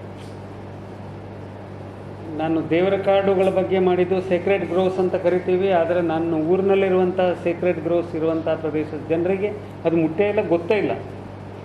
ಬಯೋಡೈವರ್ಸಿಟಿ ಬೋರ್ಡಲ್ಲಿ ಮೊದಲು ಇಂಗ್ಲೀಷಲ್ಲಿ ಮಾಡ್ತಾಯಿದ್ದಾರೆ, ಈಗ ಕನ್ನಡದಲ್ಲಿ ಮಾಡುವಂಥ ಪ್ರಯತ್ನವನ್ನು ಮಾಡಿದ್ದೀವಿ. ಜೀವ ವೈವಿಧ್ಯ ದಾಖಲಾತಿ ಸಂಗತಿ ನಾವು ವರದಿಗಳನ್ನೆಲ್ಲ ಕನ್ನಡದಲ್ಲೇ ಮಾಡಬೇಕು ಅಂತ. ಬಹಳ ಇಡೀ ವರದಿಯನ್ನು ನಾವು ಇಂಗ್ಲೀಷ್ನಲ್ಲಿ ಮಾಡೋದನ್ನು ಕನ್ನಡಕ್ಕೆ ಮಾಡಬೇಕು ಅಂತ ಹೇಳೋದಿಲ್ಲ, ಯಾಕಂದರೆ ಸಾವಿರಾರು ಪುಟಗಳ ವರದಿಗಳಾಗ್ತವೆ. ಆದರೆ ನಮಗೆ ಜಿಸ್ಟು ಮತ್ತು ರೆಸಲ್ಯೂಷನ್ಸು, ಅದರ ಸಮರಿ ಏನಿದೆ, ಎಕ್ಸಿಕ್ಯೂಟಿವ್ ಸಮರಿ, ಇದನ್ನು ನಾವು ಕನ್ನಡದಲ್ಲಿ ಕೊಟ್ಟರೆ ಅದನ್ನು, ಉದಾಹರಣೆಗೆ ಅದು ಯಾವುದೋ ಒಂದು ಅರಣ್ಯ ಇಲಾಖೆಗೆ ಸಂಬಂಧಪಡ್ತದೆ ಅಂದರೆ ನಾನು ಅರಣ್ಯ ಇಲಾಖೆಗೆ ಕೊಡೋಣ. ಆ ಪ್ರದೇಶದಲ್ಲಿ ನನ್ನ ಗ್ರಾಮಾರಣ್ಯ ಸಮಿತಿಗಳು ಅಂತ ಇದ್ದಾವೆ, ಆ ಪ್ರದೇಶದ ಜನಕ್ಕೆ ಆ ಪ್ರದೇಶದಲ್ಲಿರುವಂಥ ಗ್ರಾಮ ಪಂಚಾಯತಿಗೆ ಕೊಡೋಣ. ಆಸಕ್ತರಿದ್ದರೆ ಅವರಿಗೆ ಕೊಡೋಣ. ಒಂದು ನಾನು ಯೂನಿವರ್ಸಿಟಿನಲ್ಲಿ ಅಥವಾ ಕಾಲೇಜಲ್ಲಿ ಓದೋ ಹೊತ್ತಿಗೆ ವಿಶ್ವವಿದ್ಯಾಲಯಗಳಿಂದ ಒಂದು ಕಾರ್ಯಕ್ರಮ ಇರ್ತಿತ್ತು. ಒಂದು 3 days ವಿಶ್ವವಿದ್ಯಾಲಯಗಳು ಹೋಗಿ ಒಂದು ತಾಲೂಕಿನ ಅಥವಾ ಯಾವುದೋ ಒಂದು ಹಳ್ಳಿಗಳ ಮಟ್ಟದಲ್ಲಿ ಒಂದು ಉಪನ್ಯಾಸ ಕಾರ್ಯಕ್ರಮ, ಅದಕ್ಕೇನೋ ನಿರ್ದಿಷ್ಟ ಒಂದು ಹೆಸರಿದೆ, ಮರೆತೋಯ್ತು ನನಗೆ. ಎಕ್ಸ್ಟೆನ್ಷನ್ ಅಲ್ಲ, ನೀವು ಅದಕ್ಕೆ ಒಂದು ಸಣ್ಣ ಉಪನ್ಯಾಸ ಮಾಲೆ ಅಂತ ಟೈಪ್ನಲ್ಲಿ ಮಾಡಿ ಯೂನಿವರ್ಸಿಟಿನಿಂದ ಅದನ್ನು ಮುದ್ರಣ ಮಾಡಿ ಹಂಚ್ತಾ ಇದ್ರಿ ಮತ್ತು ಅಲ್ಲಿ ಹೋಗಿ ಉಪನ್ಯಾಸ ಕಾರ್ಯಕ್ರಮ ಮಾಡ್ತಾಯಿದ್ರು. ಅದೇ ಪ್ರಸಾರಾಂಗತೆ. ಆ ರೀತಿ ನಾವು ಹೋಗಿ ಮಾಡ್ತಾಯಿದ್ವಿ. ಬಹುಶಃ ಅಷ್ಟು ಹಿಂದೆ ನಾನು ಹೇಳ್ತಾ ಇರೋದು, ನಾನೊಂದು 30 ವರ್ಷದ ಹಿಂದೆ. ಇದು ಆವಾಗ ಒಂದೇನೋ ಕಾರ್ಯಕ್ರಮ ತೊಗೊಂಡಿರ್ಬೋದು ಪ್ರಾಜೆಕ್ಟ್. ನಾನು ಕರ್ನಾಟಕ ಯೂನಿವರ್ಸಿಟಿದ ಪುಸ್ತಕಗಳು ಇನ್ನೂ ಇದೆ, ನಾನು ಸಣ್ಣದು ಪುಸ್ತಕ ಕನ್ನಡದಲ್ಲಿ. ಈ ದೃಷ್ಟಿಯಿಂದ ನಮ್ಮ ಈ ಅಧ್ಯಯನಗಳ ಮುಖ್ಯಾಂಶಗಳನ್ನು, ವರದಿಗಳನ್ನು ಸರ್ಕಾರಕ್ಕೆ ಸಂಬಂಧಪಟ್ಟ ಇಲಾಖೆ ಕೊಡೋದು ಒಂದು ಭಾಗ ಆದರೆ ಜನಕ್ಕೆ ತಲುಪಿಸೋದು ಇನ್ನೊಂದು ಭಾಗ. ಹಾಗಾಗಿ ನಾವು ಈ ರೀತಿಯ PhDಗಳನ್ನು ಮಾಡುವಂಥ ಸಂದರ್ಭದಲ್ಲಿ ಮತ್ತು ವಿಶೇಷವಾದ ಅಧ್ಯಯನವನ್ನು ಮಾಡುವಂಥ ಸಂದರ್ಭದಲ್ಲಿ ಆ ಪ್ರದೇಶಕ್ಕೆ ಅದರ ಲಾಭ ಸಿಗಲಿ ಮತ್ತು ಇದು ಆ ಪ್ರದೇಶದಲ್ಲಿ ಆಗಬೇಕಾದಂಥ ಅದು ಯಾವುದೇ ವಿಷಯ ಇರಲಿ ಆ ಒಂದು ಜಾಗೃತಿ ಮೂಡಿಸೋದಕ್ಕೆ ಸಹಾಯ ಆಗಬೇಕು ಅಂತ ನಾವು ರಿಪೋರ್ಟ್ಸ್ಗಳನ್ನು ತಂದಿಡ್ತೇವೆ. ಈಗ CD-ನಲ್ಲಿಡ್ತೇವೆ, ಆನ್ಲೈನಲ್ಲಿಡ್ತೇವೆ, ಎಲ್ಲ ಸಿಗುವಾಗ ಮಾಡ್ತೇವೆ. ಆದರೆ ಇದನ್ನು ಯಾರು ನಾವು ಓದ್ತೇವೆ ಅಂತಂದರೆ ನಮ್ಮಂಥವರೇ ಓದ್ತೇವೆ ಬಿಟ್ಟರೆ ಅಲ್ಲಿರುವಂಥ ತಳಮಟ್ಟದಲ್ಲಿರೋನಿಗೆ ಅದರದ್ದು ಲಾಭ ಸಿಗೋದಿಲ್ಲ ಅಂತ. ಸೊ ಪತ್ರಿಕೆಗಳಲ್ಲೂ ಹೇಗೆ ಕೇಳಿದರೆ ಎಲ್ಲ ರೆಡಿ ಮಾಡಿಕೊಟ್ರೆ ನಾವು ಪತ್ರಿಕೆಗಳೆಲ್ಲ ಅವರು ಪ್ರಕಟಿಸ್ತಾರೆ. ಎಷ್ಟು ಕೆಲವು ನಿಮ್ಮ ಸಂಶೋಧನಾ ಅಧ್ಯಯನದ ಮುಖ್ಯಾಂಶಗಳು ನಮಗೆ ಪತ್ರಿಕೆಗಳ ಮೂಲಕ ಸಿಗ್ತವೆ, ಅದು ನಮಗೆ ಸಿಗೋದಿಲ್ಲ. ಇವತ್ತು ಕೂಡ ಪಿಲಿಕುಳ ನಿಸರ್ಗಧಾಮದ 2 ವರದಿಗಳನ್ನು, ಭಾಳ ಇಷ್ಟಿಷ್ಟು ದಪ್ಪದ ವರದಿಗಳು, ಅದನ್ನು ನಾವು ಪಶ್ಚಿಮ ಘಟ್ಟದ ಬಗ್ಗೆ ಇವತ್ತಲ್ಲಿ ರಿಲೀಸ್ ಮಾಡಿದ್ವಿ. ಕನ್ನಡದಲ್ಲಿ ನಮಗೆ ನಮ್ಮ ಮಾತೃಭಾಷೆಯಲ್ಲಿ ಮುಖ್ಯಾಂಶ ಸಿಗೋ ಹಾಗೆ ಮಾಡಬೇಕು ಅಂತ ತಮ್ಮೆಲ್ಲರಲ್ಲಿ ನಾನು ಮನವಿ ಮಾಡ್ತೇನೆ. ಇನ್ನೊಂದು ಸಂಗತಿ ಏನು ಅಂತಂದರೆ, ಇಲ್ಲಿ ವಿಜ್ಞಾನ ವಿಭಾಗಗಳಿಂದ ಹಲವಾರು ಈ ರೀತಿಯ ವಿಷಯಗಳ ಬಗ್ಗೆ, ನಾನು ನಿನ್ನೆ ಮಿರಿಸ್ಟಿಕಾ ಸ್ವಾಮ್ಸ್ ಬಗ್ಗೆ ಸುಳ್ಯದಲ್ಲಿ ಮಾತಾಡ್ತಾ ಇದ್ದೆ. ಮಿರಿಸ್ಟಿಕಾ ಸ್ವಾಮ್ಸ್ ಹೇಳುವಂಥದ್ದು ಜೌಗು ಪ್ರದೇಶದಲ್ಲಿರುವಂಥ ಅತ್ಯಂತ ಅಪರೂಪದ ವೆಸ್ಟರ್ನ್ ಘಾಟಲ್ಲಿ ಮಾತ್ರ ಸಿಗುವಂಥ ಕೆಲವು ಒಂದು ಮರಗಳದ್ದು ಒಂದು ಏನು ಅಪರೂಪದ ತಳಿಗಳ ಮರಗಳು. ಅವು ಬೇರೆ ಇನ್ನೆಲ್ಲೂ ಸಿಗೋದೇ ಇಲ್ಲ ನಮಗೆ. ಅಲ್ಲಿ ಇದರ ಭಾಗದಲ್ಲಿ ನಾರ್ತ್ ಕೇಂದ್ರದಲ್ಲಿ ಮತ್ತು ದಕ್ಷಿಣ ಕನ್ನಡದಲ್ಲಿ ಮಾತ್ರ ಸಿಗ್ತದೆ ಅದು. ಅದನ್ನು ನಾವೀಗ ಪ್ರೊಟೆಕ್ಟ್ ಮಾಡಬೇಕು.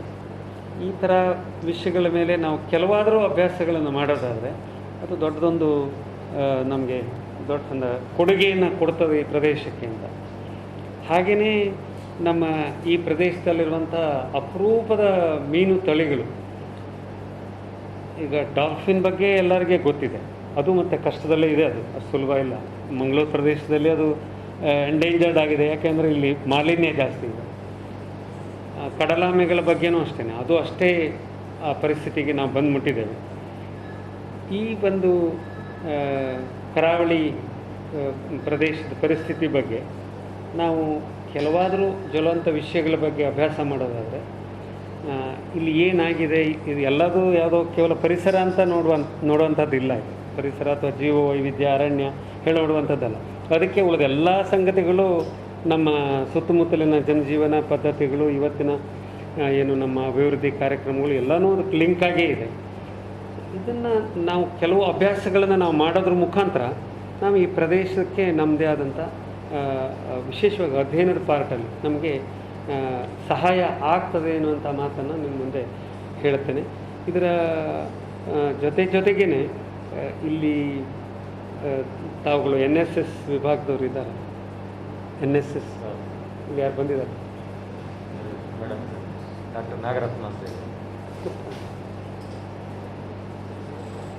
ಹಲವು ಏನು ಕಾರ್ಯಕ್ರಮಗಳನ್ನು ಈ ಕರೋನಾ ಬಿಟ್ಟು ಆಮೇಲಾದರೂ ನಾವು ಮಾಡೋರಿದ್ದೇವೆ. ಅದರ ಒಂದು ವಾರ್ಷಿಕ ಭಾಗವಾಗಿ ಈಗ ಅದು ಈ ಸಸ್ಟೈನಬಲ್ ಎನರ್ಜಿ ಅಂತ ಕರಿತೀವಿ, ಸುಸ್ಥಿರವಾದಂಥ ಒಂದು ಇಂಧನದ ಬಗ್ಗೆ ಹಲವು ರೀತಿಯ ಪ್ರಯೋಗಗಳು ಬಂದಿದ್ದಾವೆ. ಸೊ ಇದನ್ನು ನಾವು ಹಳ್ಳಿಗಳಲ್ಲಿ ನಮ್ಮ NSS ಕ್ಯಾಂಪ್ಗಳಲ್ಲಿ ಅಥವಾ ಕ್ಯಾಂಪೇನ್ಗಳಲ್ಲಿ, ಸಮೀಕ್ಷೆಗಳಲ್ಲಿ ನಾವು ಮಾಡೋದ್ರಿಂದ ನಮಗೆ ಅದರಿಂದ ಒಂದು ದೊಡ್ಡದಾದಂಥ ಕೊಡುಗೆ ಸಿಗ್ತದೆ. ಯಾಕಂತಂದರೆ ಈಗ ನಿಜವಾಗಿ ಆಗಬೇಕಾದ್ದು ಈ ಸೋಲಾರ್ ಬಗ್ಗೆ. ಸೋಲಾರ್ ಸೌಲಭ್ಯಗಳು ಸರ್ಕಾರದವ್ರು ಕೊಡ್ತಾರೆ, ಆದರೆ ಅದು ಹೋಗಿ ನಮಗೆ ಮುಟ್ಟೋದಿಲ್ಲ, ನಾವು ಉಪಯೋಗಿಸ್ಕೊಳ್ಳೋದಕ್ಕೆ ಸಾಧ್ಯ ಇಲ್ಲ. ಇನ್ನು ನಮ್ಗೆ ಗೊತ್ತಿಲ್ಲ, ಜನಕ್ಕೆ ಮುಟ್ಟಿಲ್ಲ ಅದು ಸೋಲಾರ್ ಬಗ್ಗೆ.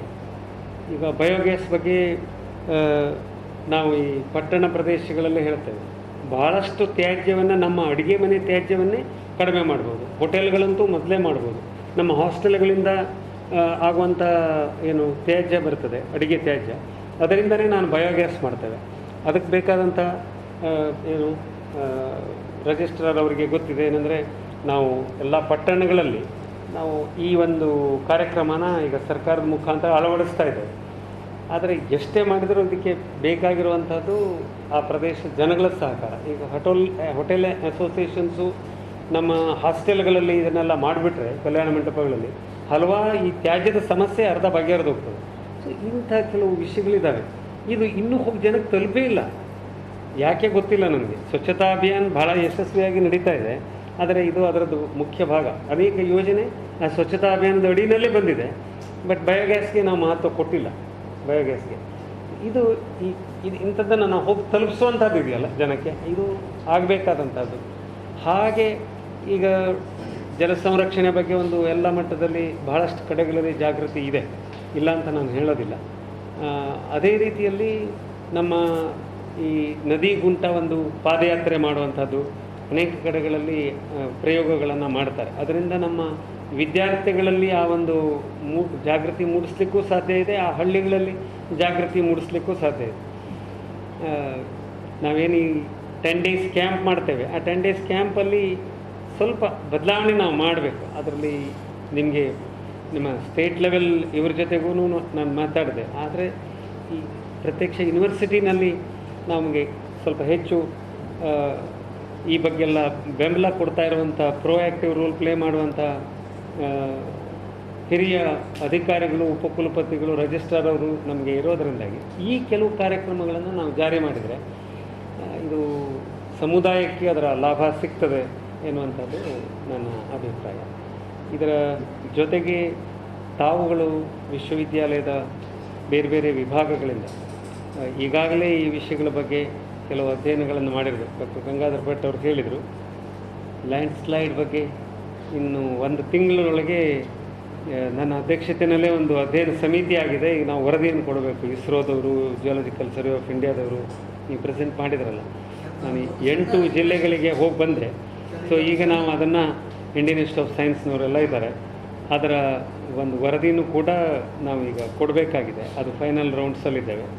ಇದರ ಒಂದು ಜೊತೆಗೇ ಮುಖ್ಯವಾಗಿ ಈ ವನ್ಯಜೀವಿ ಕ್ಷೇತ್ರದಲ್ಲಿ ನಾವು ಕೇವಲ ನಮಗೆ ಕಣ್ಣಿಗೆ ಕಾಣೋದು ಹುಲಿ, ಆನೆ, ಭಾಳ ದೊಡ್ಡ ಪ್ರಾಣಿಗಳು ಮಾತ್ರ. ಇನ್ನೂ ಅನೇಕ ಪ್ರಾಣಿಗಳು, ಪಕ್ಷಿಗಳು ವಿಷಯ ಭಾಳ ಇದೆ. ತಾವೆಲ್ಲ ಮೊನ್ನೆ ಪತ್ರಿಕೆಯಲ್ಲಿ ಓದಿರಬೇಕು.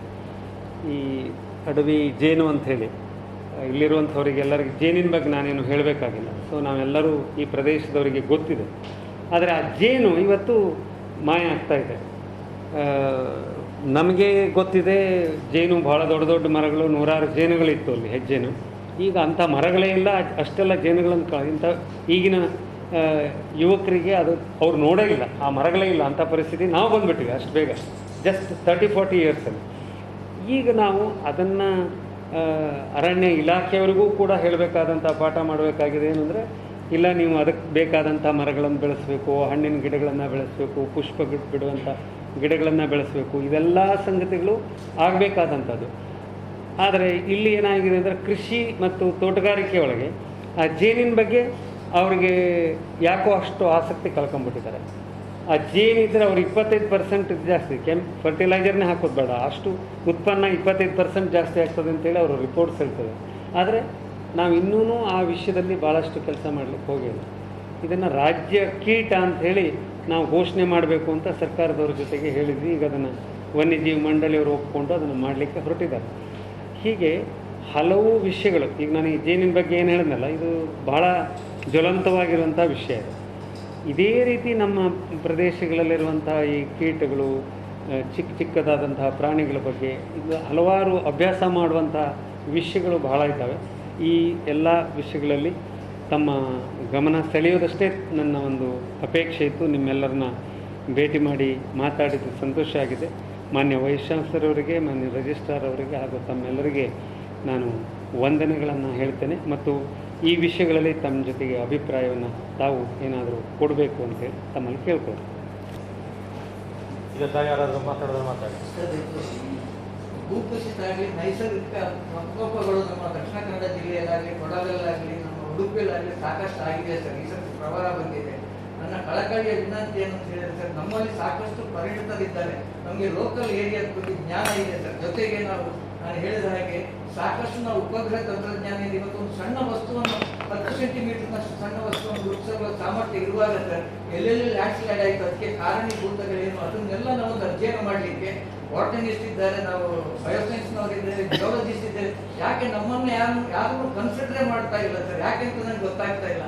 ನಮ್ಮ ವಿಶ್ವವಿದ್ಯಾಲಯದಲ್ಲಿ ಇಷ್ಟೊಂದು ಜನ ಇದ್ದಾಗ ಇಷ್ಟೊಂದು ಸಾಧನೆ ನಾವು ಮಾಡಿದ್ದೇವೆ ಸರ್, ಯಾಕೆ?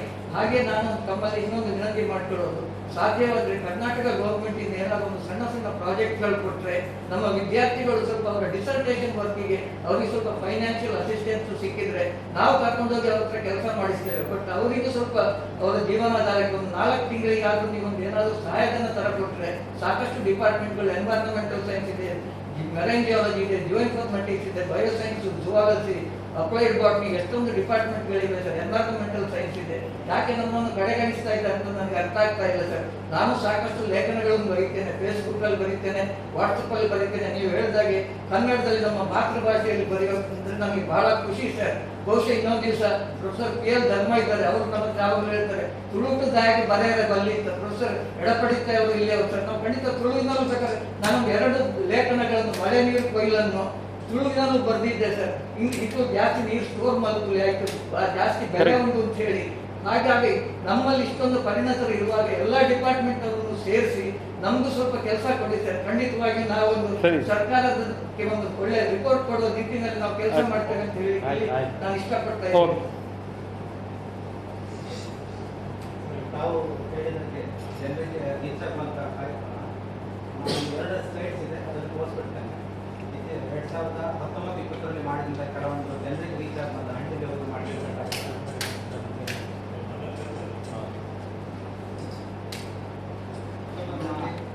ನಾವೊಂದು ಬಯೋಡೈವರ್ಸಿಟಿ ಡಾಕ್ಯುಮೆಂಟೇಶನ್ ಅನ್ನ ಮಾಡಿದ್ದೇವೆ. ಮತ್ತೆ ನಮ್ಮ ಯೂನಿವರ್ಸಿಟಿ ವೆಬ್ಸೈಟ್ನಲ್ಲಿ ಪ್ರಪ್ರಥಮ ಬಾರಿಗೆ ಇಡೀ ಕ್ಯಾಂಪಸ್ ಬಯೋಡೈವರ್ಸಿಟಿಯನ್ನು ನಾವು ಅಪ್ಲೋಡ್ ಮಾಡಿ ಹಾಕಿದ್ದೇವೆ. ಅದು ಬುಕ್ ಫಾರ್ಮಲ್ಲಿ ಇದೆ, ಈ ಫಾರ್ಮಲ್ಲಿ ಇದೆ. ನೆಕ್ಸ್ಟ್ ಇದು ಈ ಸಲ ಪರಿಸರ ದಿನಾಚರಣೆ ನಾವು ವಿಭಿನ್ನವಾಗಿ ಆಚರಿಸಿದ್ದೇವೆ. ಒಂದನೇದಾಗಿ ಒಂದು ಸನ್ಮಾನ, ನಮ್ಮಲ್ಲಿ ಒಬ್ಬರು ಪ್ರೊಫೆಸರ್ ಇದ್ದರು, ಸ್ನೇಕ್ ಅನ್ನು ಕನ್ಸರ್ವೇಷನ್ ಮಾಡ್ತಾ ಇದ್ರು. ಸ್ನೇಕ್ ಹಿಡಿದು ಗಂಧರಾಜ್ ಅವ್ರನ್ನ ಗುರುತಿಸಿ ಒಂದು ಸನ್ಮಾನ ಮಾಡಿರೋದು. ಮತ್ತು ಸ್ಪೆಷಲ್ ಆಗಿ ನಮ್ಮ ಕುಲಪತಿಯವರ ಒಂದು ಐಡಿಯಾ ಫ್ರೂಟ್ ಕ್ಲೀನಿಂಗ್ ಪ್ಲಾಂಟ್ಸನ್ನು ಜನರಿಗೆ ಉಚಿತವಾಗಿ ಹಂಚಿ ಮತ್ತು ಕ್ಯಾಂಪಸಲ್ಲಿ ನೆಟ್ಟಿರುವಂಥದ್ದು. ಸಾಧಾರಣ ಒಂದು 300 ಗಿಡ ಕ್ಯಾಂಪಸ್ ಒಳಗೆ ನೆಟ್ಟಿದ್ದೇವೆ. ಒಂದು 200 ಗಿಡ ಹೊರಗಡೆ ಹೋಗಿದೆ. ಇದು ಕೂಡ ಇತ್ತೀಚೆಗೆ ಮಾಡಿದಂಥ ಒಂದು ಕಾರ್ಯಕ್ರಮ. ತಾವು ಹೇಳಿದಾಗೆ ಪರಿಸರ ಸಂರಕ್ಷಣೆ, ಈ ಕಸ ಸಮಸ್ಯೆ, ಅದಕ್ಕೆ ಒಂದು ಪರಿಹಾರವಾಗಿ ಈಗ ನಮ್ಮ ರಾಮಕೃಷ್ಣ ಮಿಷನ್ ಅವರು ಒಂದು ಒಳ್ಳೆಯ ಒಂದು ಪ್ರಯೋಗವನ್ನು ಮಾಡಿದ್ದಾರೆ, ಯಶಸ್ವಿಯಾಗಿದೆ. ಅಂತಾರಾಷ್ಟ್ರೀಯ ಮಟ್ಟದ ರೆಕಗ್ನಿಷನ್ ಕೂಡ ಸಿಕ್ಕಿದೆ. ನಾವು ಕೂಡ ಅವ್ರ ಜೊತೆ ಒಂದು ಟೈಅಪ್ ಮಾಡಿಕೊಂಡು ಈಗ ಮಾಡ್ತಾ ಇದ್ವಿ. ಇತ್ತೀಚೆಗೆ ಒಂದು ತಿಂಗಳಿಂದ ಒಂದು ಕಾರ್ಯಕ್ರಮ ಮಾಡಿದ್ದಾರೆ. ಅದ್ರ ವಿಡಿಯೋವನ್ನು ಕೂಡ ನಮ್ಮ ವೆಬ್ಸೈಟಲ್ಲಿ ಹಾಕಿ ತುಂಬ ಜನ ನನಗೆ ಫೋನ್ ಬರ್ತಾ ಇತ್ತು, ನನ್ನ ಫೋನ್ ನಂಬರ್ ಕೂಡ ಇದೆ. ಸೊ ಅವ್ರ ಜೊತೆ ಟೈಅಪ್ ಮತ್ತು ಮಂಗಳೂರು ವಿಶ್ವವಿದ್ಯಾಲಯ ಟೈಅಪ್ ಮಾಡಿಕೊಂಡು ತುಂಬ ಕಡೆ ಅದನ್ನು ಇದು ಮಾಡ್ತಾ ಇದ್ದಾರೆ, ಪಾಟ್ ಕಾಂಪೋಸ್ಟಿಂಗ್.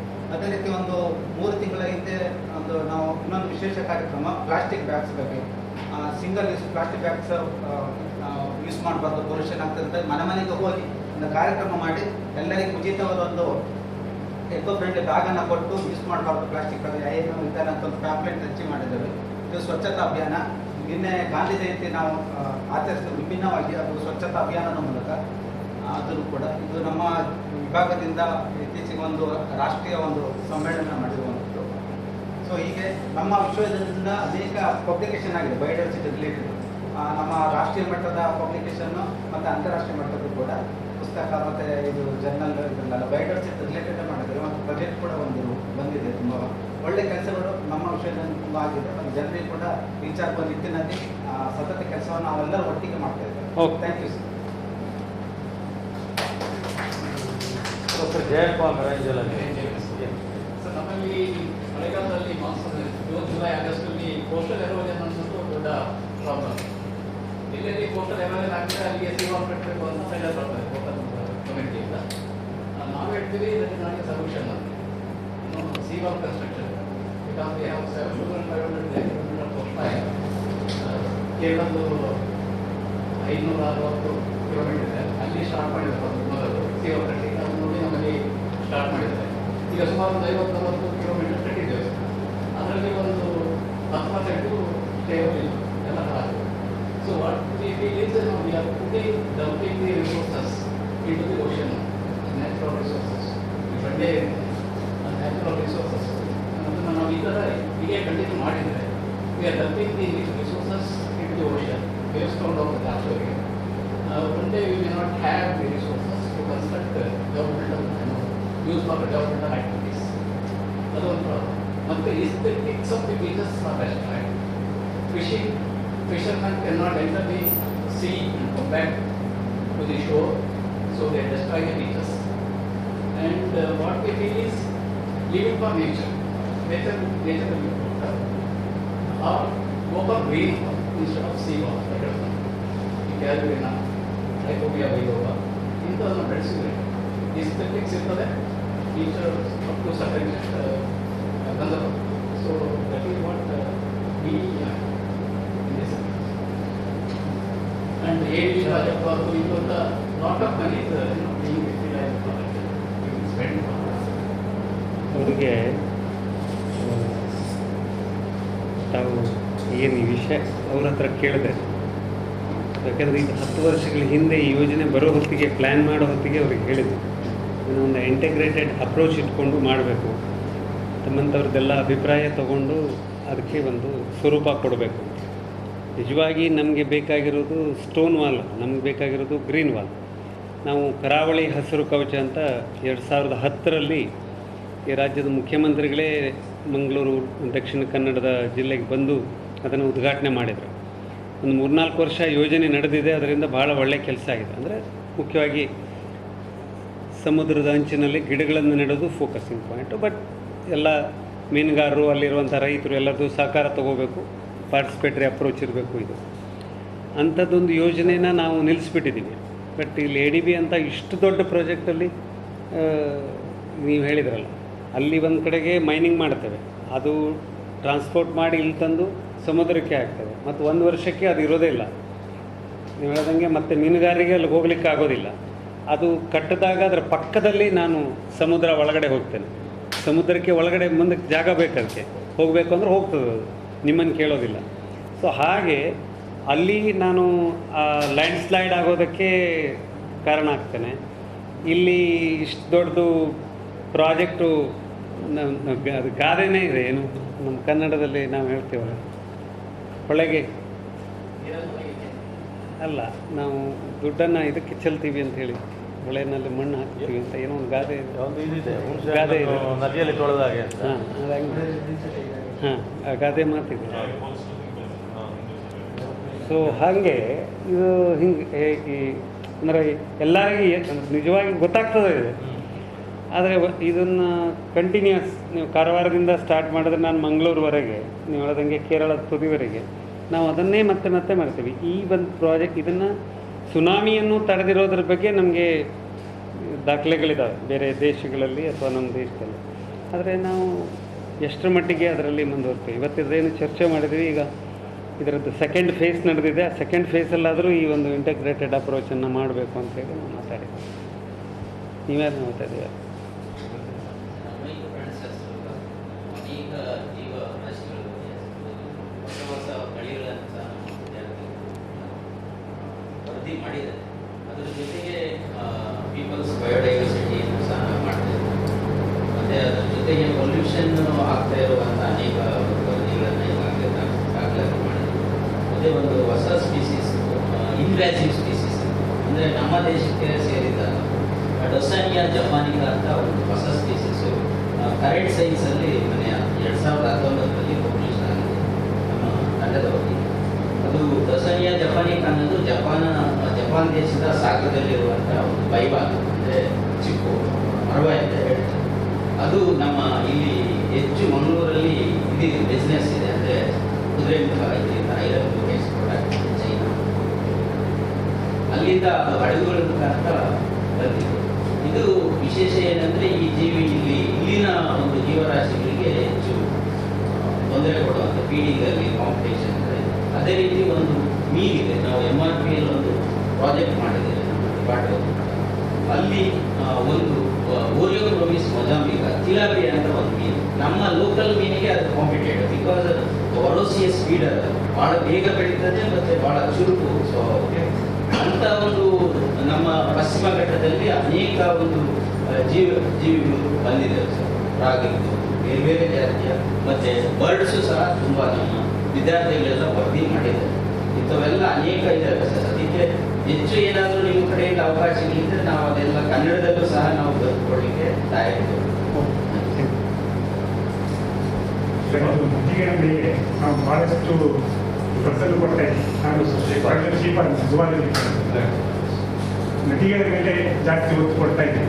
ವೆಟ್ಲ್ಯಾಂಡ್ಸು ಮನ್ನಾಡಿ ಏರಿಯಾದಲ್ಲಿರ್ಬೋದು, ಇಲ್ಲೂ ಕೋಸ್ಟಲ್ ಏರಿಯಾದಲ್ಲಿ ಭಾಳಷ್ಟು ವೆಟ್ಲ್ಯಾಂಡ್ಗಳು ಭಾಳಷ್ಟು ನಶಿಸಿ ಹೋಗ್ತಾ ಇದೆ. ಕೆಲವರು ರೆಕಾರ್ಡ್ ನೀವು DCRBC ಹೋಗಿ ನೋಡಿದರೆ, ನಾವೊಂದು ಪ್ರಾಜೆಕ್ಟ್ ಮಾಡಿದ್ವಿ ನಮ್ಮ ವಿದ್ಯಾರ್ಥಿಗಳು, ಒಂದು ಅದರ ಮೇಲೆ ಫಿಶ್ ರೆಕಾರ್ಡ್ಸ್ ಡಾಕ್ಯುಮೆಂಟೇಷನ್ ಫಿಶ್ ಅಂತೇಳಿ ಇಲ್ಲಿ 2 ತಾಲೂಕಿನ 2 ಟ್ಯಾಂಕ್ಗಳನ್ನು ತಗೊಂಡು ಮಾಡಿದ್ವಿ. ಅಲ್ಲಿ ನೋಡಿದರೆ ಆ ಟ್ಯಾಂಕ್ಗಳೇ ಇರಲಿಲ್ಲ. ಮತ್ತು ನಾವು ಯಾವ ಟ್ಯಾಂಕಲ್ಲಿದೆ ಅಲ್ಲಿ ಹೋಗಿ ಅದನ್ನು ಸರ್ವೆ ಮಾಡಿದ್ವಿ. ಮತ್ತು ಆ ಸಂದರ್ಭದಲ್ಲಿ ಅದನ್ನು ಡಾಕ್ಯುಮೆಂಟೇಷನ್ ಮಾಡಬೇಕು ಅಂತೇಳಿ ನಾವು ರಿಪೋರ್ಟನ್ನು ಪಂಚಾಯತಿ ಕೊಟ್ಟವಾಗ ಆ ಸಂದರ್ಭದಲ್ಲಿ ಹೂಳೆತ್ತೋ ಕಾರ್ಯಕ್ರಮ ಅಂತೇಳಿ ಅರ್ಧ ಮಾಡಿ ಬಿಟ್ಬಿಟ್ಟು ಗೌರ್ಮೆಂಟಲ್ಲಿ. ನಮ್ಗೆ ಏನಿತ್ತು ಅಂತಂದರೆ ಕಂಟಿನ್ಯೂಸ್ ಅದನ್ನು ಸರ್ವೆ ಮಾಡಬೇಕು, ಡಾಕ್ಯುಮೆಂಟೇಷನ್ ಮಾಡ್ತಾನೆ ಇರಬೇಕು. ಪಂಚಾಯತಿಗೆ ಲೋಕಲ್ ಫಿಶ್ ಇಲ್ಲಿ ಕೆಲಸ ಏನಿರುತ್ತೆ ಅಂದರೆ, ಇಲ್ಲಿ ಸಮುದ್ರಕ್ಕೆ ಒತ್ತಡ ಜಾಸ್ತಿ ಆದವಾಗ ಅವರು ಲೋಕಲ್ ಫಿಶ್ನ ಇಡುವಂಥ ಪದ್ಧತಿ, ಅವರಿಗೆ ಅಲ್ಲಿ ಯಾವ್ಯಾವ ಕಲ್ಚರಲ್ ಫಿಶ್ನ ಆ ಟ್ಯಾಂಕ್ಗಳಿಗೆ ಬಿಟ್ಟು ಅವರಿಗೆ ಲೋಕಲ್ ಜೀವನಕ್ಕೆ ಮಾಡಲಿಕ್ಕೆ ಅವಕಾಶ ಮಾಡಿಕೊಟ್ಟು ಭಾಳ ಮುಖ್ಯ ಅಂತ ಹೇಳಿ ನನ್ನ ಅಭಿಪ್ರಾಯ. ನಾವು ಮತ್ತೆ ಡಾಕ್ಯುಮೆಂಟೇಷನ್ ಮುಂದುವರ್ಸೋಣ ಮಾಡಿದರೆ ಟ್ಯಾಂಕ್ಗಳಲ್ಲಿ ಈಗ ಅಲ್ಲಿ ಹೋಗಲಿಕ್ಕೆ ಜನ ಯಾರು ಹೆದರ್ತಾ ಇದ್ದಾರೆ. ಕೆಲವು ಟ್ಯಾಂಕ್ಗಳು ಅಂದರೆ ಎಲ್ಲ ಇದು ಸಬ್ಮರ್ಜ್ ಪ್ಲಾಂಟ್ಸ್ಗಳು ಇದ್ದಾವೆ, ಅದಕ್ಕೆ ಹೋಗಿ ಡಾಕ್ಯುಮೆಂಟೇಷನ್ ಮಾಡಲಿಕ್ಕೆ ಕಷ್ಟ ಆಗ್ತಾ ಇದೆ. ಹಾಗೆ ನನ್ನ ಒಂದು ಕಳಕಳಿ ಅಂತಂದರೆ ನದಿ ಜೊತೆಗೆ ನಮ್ಮದು ವೆಟ್ಲ್ಯಾಂಡ್ ರೀಜನ್ನು ಸ್ವಲ್ಪ ಒಂದು ಮಾಡಿದ್ರೆ ಉತ್ತಮ. ಇಲ್ಲಿ ನಮ್ಮ ಪರಿಸರದಲ್ಲಿ ನಾವು ಬೇರೆ ಬೇರೆ ಡಿಸ್ಟ್ರಿಕ್ಗಳಲ್ಲಿ ನಾವು ಕೆಲವೊಂದು ಇದನ್ನು ಆಲ್ರೆಡಿ ಡಾಕ್ಯುಮೆಂಟ್ ಮಾಡಿದ್ವಿ. ಇನ್ನೂ ಅದನ್ನು ಮುಂದುವರ್ಸ್ಕೊಂಡು ಹೋಗ್ಬೋದು. ನದಿಗಳಿಗೆ ಬಗ್ಗೆ ಅಥವಾ ಬೇರೆ ವೆಟ್ಲ್ಯಾಂಡ್ ರೀಜನ್ ಬಗ್ಗೆ ಫಿಶರೀಸ್ ಡಿಪಾರ್ಟ್ಮೆಂಟ್ ಅವರು ಕೆಲವು ಕಾರ್ಯಕ್ರಮವನ್ನು ಹಮ್ಮಿಕೊಳ್ತಾ ಇದ್ದಾರೆ. ಮತ್ತು ಫಿಶರೀಸ್ ಕಾಲೇಜ್ ಅವರು ಅದ್ರ ಬಗ್ಗೆ ತಿಳ್ಕೊಳ್ತಾ ಇದ್ದಾರೆ. ಸೊ ಅದನ್ನು ನದಿಗಳ ಬಗ್ಗೆ ಅವರಿಗೆ ಕೊಟ್ಟು ಬೇಕಾದ ವೆಟ್ಲ್ಯಾಂಡ್ ಸೈಜನ್ನು ಬೇರೆ ಯೂನಿವರ್ಸಿಟಿ, ರೆಗ್ಯುಲರ್ ಯೂನಿವರ್ಸಿಟಿ ಅವರ ಹತ್ರ ಹೇಳಿದರೆ ಆಯಾ ಯೂನಿವರ್ಸಿಟಿಗಳು ತಗೊಂಡು ಮಾಡಬೇಕು. ಸಣ್ಣ ಸಣ್ಣ ಪ್ರಾಜೆಕ್ಟನ್ನು ಕೊಡ್ತಾರೆ. ನಮ್ಮಲ್ಲಿ ಮುಂಚೆ ಏನಾಗ್ತಾಯಿತ್ತು ಅಂತಂದರೆ ಕೆರೆಗಳ ಸುತ್ತಮುತ್ತ ಒಂದು ಇಕೋ ಟೂರಿಸಮ್ ಪಾಯಿಂಟ್ ಅಂತ ಹೇಳಿ ಮಾಡ್ತಾ ಇದ್ದಾರೆ. ಈಗ ಕೆರೆಗಳ ಹತ್ರ ಹೋಗಿ ಯಾರು ಜನರು ಹೋಗ್ತಾ ಇದ್ದಾರೆ ಆ ಥರ ಆಗುತ್ತೆ. ಆದಷ್ಟು ಅದ್ರ ಬಗ್ಗೆ ಸ್ವಲ್ಪ ಒತ್ತು ಕೊಡ್ತಾ ಇದೆ. ಜನರಿಗೆ ಒಂದು ಇಕೋ ಟೂರಿಸಂ ಡೆವಲಪ್ಮೆಂಟ್ ಪ್ರೋಗ್ರಾಮ್ ಥರ ಅದು ಅನುಕೂಲ ಆಗುತ್ತೆ. ಕೆರೆಗಳ ಬಗ್ಗೆ ಏನಾದರೂ ಅಭ್ಯಾಸ ಮಾಡಿದ ವರದಿಗಳಿದೆಯೇ ತಮ್ಮ ವಿಭಾಗದಿಂದ? ಕೆರೆಗಳ ಬಗ್ಗೆ ಏನಾದರೂ ಮಾಡಿದ್ದಿದೆಯಾ ಅಂತ ಅಭ್ಯಾಸ? ನಮ್ಮ ಹತ್ರ ಸ್ಟಡೀಸ್ ಒಂದೇ ಡೆಸರ್ಟೇಷನ್ ಮಾಡಿದ್ರು. ಅದು ಮತ್ತೆ ನಮ್ಮ ವಿದ್ಯಾರ್ಥಿ ಹೋದ ನಂತರ ಮತ್ತೆ ಬೇರೆ ಕಂಟಿನ್ಯೂ ಮಾಡಲಿಕ್ಕೆ ಆಗಿಲ್ಲ. ನದಿ ಮತ್ತೆ ಬಾಂಡ್ಗಳ ಬಗ್ಗೆ ಮಾಡಿದೆ ಸರ್. ನಾವು ಜೀವರಾಶಿಗಳ ಬಗ್ಗೆ ಬಾಂಡ್ಗಳಲ್ಲಿ ಮತ್ತೆ ಮಾಡಿದ್ದೇವೆ ಅವರು. ಮತ್ತೆ ಬಾಂಡ್ ಲೀಕ್ ಸ್ಟ್ರಕ್ಚರ್ ಬಗ್ಗೆ ನಮ್ಮ ಸ್ಟ್ರಕ್ಚರ್ ಬಗ್ಗೆ ಬಾಂಡಲ್ಲಿರುವಂತಹ ಜೀವರಾಶಿ ಕೆಲವೊಂದು ಹಾಟ್ ಡೇಟಾಗಳಿದೆ. ನಾವು ಇದು ಲ್ಯಾಂಡ್ ಯೂಸ್ ಆಕ್ಟ್ ಅವರ ಡೇಟಾ ಯೂಸ್ ಮಾಡಿ 10 ವರ್ಷದಿಂದ ಟ್ಯಾಂಕ್ ಹೇಗಿತ್ತು, ಈಗ ಹೇಗಿದೆ ಅದನ್ನು ಬೆಂಗಳೂರು ಇದು ಮಾಡಿ ನೋಡಿದ್ದೀವಿ. ಹಾಗೆ ಆಯಾ ಡಿಸ್ಟ್ರಿಕ್ಟಿಗೆ ಅದನ್ನು ನಾವು ರೈಸಿಂಗ್ ಕೊಟ್ಟರೆ education institution can participate in that and at least give some kind of documentation.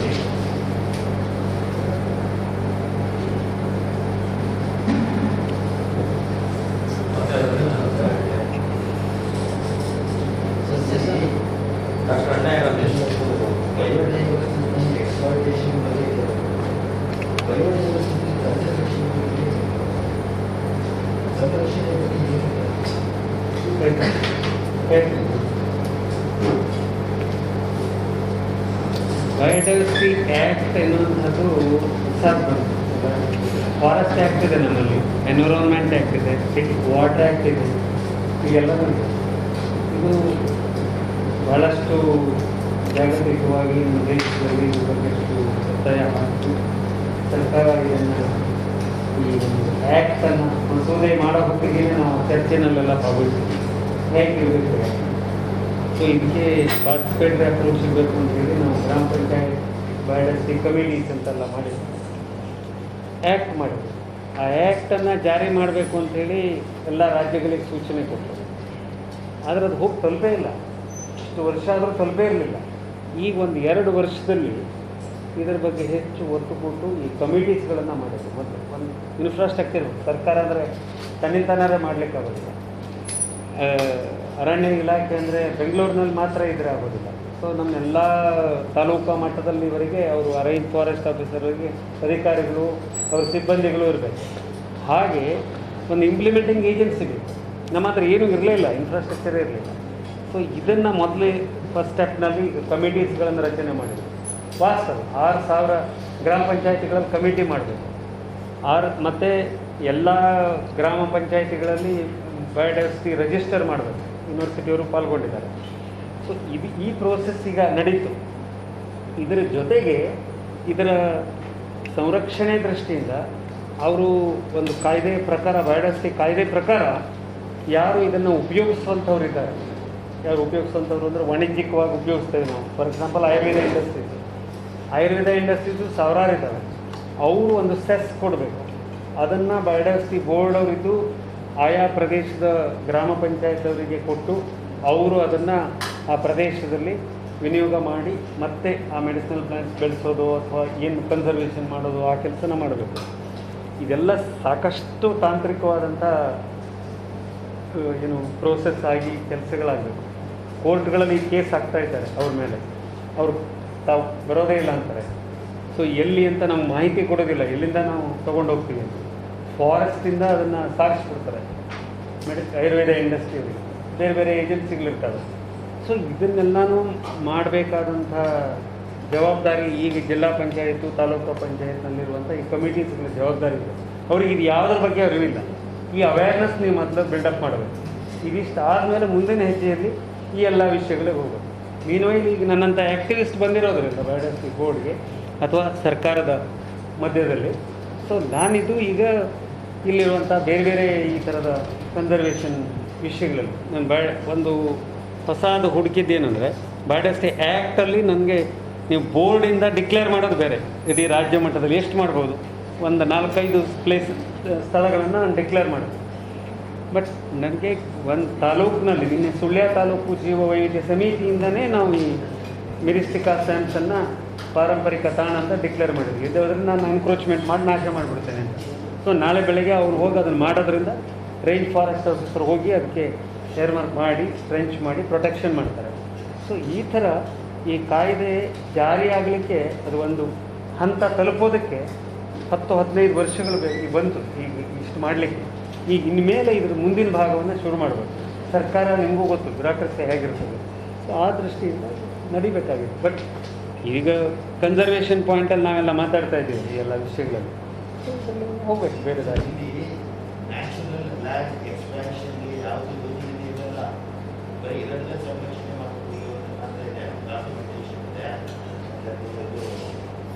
ಸಾಂಪ್ರದಾಯಿಕ ಜ್ಞಾನವನ್ನು ಪಡೆದುಕೊಳ್ಳಬಹುದು. ಈ ಥರದ ಒಂದು ನ್ಯಾಷನಲ್ ಲ್ಯಾಂಡ್ ಎಕ್ಸ್ಪ್ಯಾನ್ಷನ್ಗೆ ಏನು ಯೋಜನೆ ಇದೆ ಅದೆಲ್ಲ ಅದನ್ನು ಸಂರಕ್ಷಣೆ ಮಾಡಬಹುದು. ಯಾರು ಮಾತಾಡ್ತಾರೆ?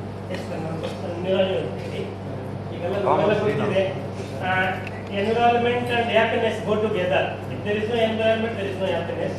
ಮತ್ತೆ ನಮ್ಮ ಫ್ಯೂಚರು ಜಾಸ್ತಿ ಅಡಗಿರೋದು ನೇಚರಲ್ಲಿ. ನೇಚರ್ ಇಲ್ಲದ್ರೆ ಫ್ಯೂಚರ್ ಇಲ್ಲ. ಹಾಗಾಗಿ ನಾನು ಕಾಮರ್ಸ್ ಡಿಪಾರ್ಟ್ಮೆಂಟ್ ಇದ್ದೇನೆ ಸರ್. ನಾವು ಹೇಳಿದ ಹಾಗೆ ವರ್ಲ್ಡ್ ಟ್ರೇಡ್ ಆರ್ಗನೈಸೇಷನ್ ಕೂಡ ಪ್ರಿಯಂಬಲ್ ಇರುತ್ತೆ protection of environment then business and development go together ಅಂತೇಳಿ. ಹಾಗಾಗಿ ನಾವು ಕೂಡ ಕಾಮರ್ಸಲ್ಲಿ ಈ ಗವರ್ನೆನ್ಸ್ ಆದಷ್ಟು ಪೇಪರ್ಗಳನ್ನು ಕಡಿಮೆ ಮಾಡೋ ರೀತಿಯಲ್ಲಿ ನಾವು ಬಿಸ್ನೆಸ್ ಅನ್ನ ಮಾಡಬೇಕಂದಾಗ, ಪ್ರಾಫಿಟ್ ಮಾಡಬೇಕಂದ್ರೆ first protection of environment. So ಆ ರೀತಿಯ ಒಂದು ವ್ಯವಸ್ಥೆ ನಮ್ಮ ಕುಲಪತಿಗಳಾದ ಇದರಲ್ಲಿ ಕೂಡ. ಹಾಗಾಗಿ ಈಗಾಗಲೇ ನಮ್ಮ ಅಧ್ಯಕ್ಷರು ಹೇಳಿದ್ದಾರೆ, ತಾವು ನಮ್ಮ ವಿಶ್ವವಿದ್ಯಾಲಯದಲ್ಲಿ ಒಂದು ಸಂಯೋಗ ಮಾಡಿ ಒಂದು ಕೊಲಾಬರೇಟಿವ್ ಮಾಡಿದ್ರೆ ಖಂಡಿತ ನಮ್ಮಲ್ಲಿ ಮೆಡಿಸಿನಲ್ ಪ್ಲಾಂಟ್ ತುಂಬಾ ಇದ್ದಾರೆ. ನಮ್ಮ ಕ್ಯಾಂಪಸ್ ಅಲ್ಲಿ ತುಂಬಾ ಮೆಡಿಸಿನಲ್ ಪ್ಲಾಂಟ್ ಇದ್ದಾವೆ, ವರ್ಷ ಹಾಳಾಗ್ತಾ ಇದ್ದಾರೆ. ಅದು ಒಂದು ಪ್ರೊಟೆಕ್ಷನ್ಗೆ ತಾವು ಒಂದು ಕೈ ಜೋಡಿಸಿದ ವಿಶ್ವವಿದ್ಯಾಲಯದಲ್ಲಿ ನಾವು ಕೂಡ ಇದು ಪಾರಂಪರಿಕ ವಿಶ್ವವಿದ್ಯಾಲಯ ಆಗುತ್ತೆ ಸರ್ ಕರ್ನಾಟಕದಲ್ಲಿ. ತಾವು ಒಂದು ಜೋಡಿಸಿದ್ರೆ ಖಂಡಿತವಾಗಿ ನೀವು ತಾವು ಮನಸ್ಸು ಮಾಡಿ ಒಂದು ಆರ್ಥಿಕವಾಗಿ ಕೊಟ್ಟರೆ definitely we have a collaborative research because experts are there. Even for in the commerce department, management department is also thinking about that, how environment and business to go together and protect for the future generation. Thank you. ಸಂರಕ್ಷಣೆ ಹೆಸರಲ್ಲಿ ಯಾವುದೇ ಕಾರಣಕ್ಕೂ ಯಾವುದೇ ಹಣ ಇದೆ project ಆಗಿ registration ಮಾಡಿರಿ. ಎಲ್ಲ ಚೆನ್ನಾಗಿ ಇರೋದೆಲ್ಲ ಹಾಳಾಗುತ್ತೆ.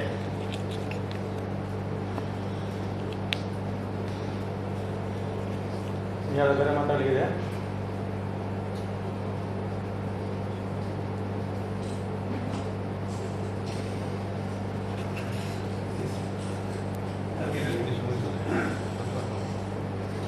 ಎಲ್ಲ ಆದರೆ ವಿಶ್ವವಿದ್ಯಾನಿಲಯಕ್ಕೆ ಬಂದು ನಮ್ಮ ಕಾಳಜಿಯನ್ನು ಮತ್ತು ನಮಗೊಂದು ರೋಡ್ ಮ್ಯಾಪ್ ಕೊಟ್ಟಿರುವಂಥ ಅನಂತ ಹೆಗ್ಡೆ ಸತೀಶ್ ಅವರು ಬಹಳ ಪ್ರಮುಖವಾಗಿ ಹೇಳಿದಂಥ 2 ವಿಷಯಗಳನ್ನು ಮತ್ತು ಗುರುಪತಿ ಹೇಳಿದಂಥ ಮ್ಯಾಚ್ ಆಗುವಂಥ 2 ವಿಷಯಗಳನ್ನು ಮುಂದೆ ಇಟ್ಟಿದ್ದಾರೆ. ಒಂದಷ್ಟು ಹೊಣೆಗಾರಿಕೆಯನ್ನು ಮುಂದೆ ಇಟ್ಟಿದ್ದಾರೆ. ಹೇಗೆ ರಿಸರ್ಚ್ ಸ್ಕಾಲರ್ಸ್ಗಳ ಜೊತೆಗೆ ಮತ್ತು ಸೀನಿಯರ್ ಪ್ರೊಫೆಸರ್ಸ್ಗಳ ಜೊತೆಗೆ ಏನಾಗಬೇಕು ನಾಳೆ ಅನ್ನೋದನ್ನು ಚರ್ಚೆ ಮಾಡಿದ್ದಾರೆ. ತಾವು ಬಂದು ತಮ್ಮ ಅಮೂಲ್ಯವಾದ ಸಮಯವನ್ನು ಜೊತೆ ಕಳೆದಿದ್ದೀರಿ ಸರ್. ತಮ್ಮ ಅನುಭವಗಳನ್ನು ಹೇಳ್ಕೊಂಡಿದ್ದೀರಿ ಮತ್ತು ತಾವು ಆಕ್ಟಿವಿಸ್ಟ್ ಕರೆದು ನಾವು ನಿಮ್ಮನ್ನು ಬಹಳ ದೊಡ್ಡ ಸಂಶೋಧಕರು ಅಂತ ಗುರುತಿಸ್ತೀವಿ.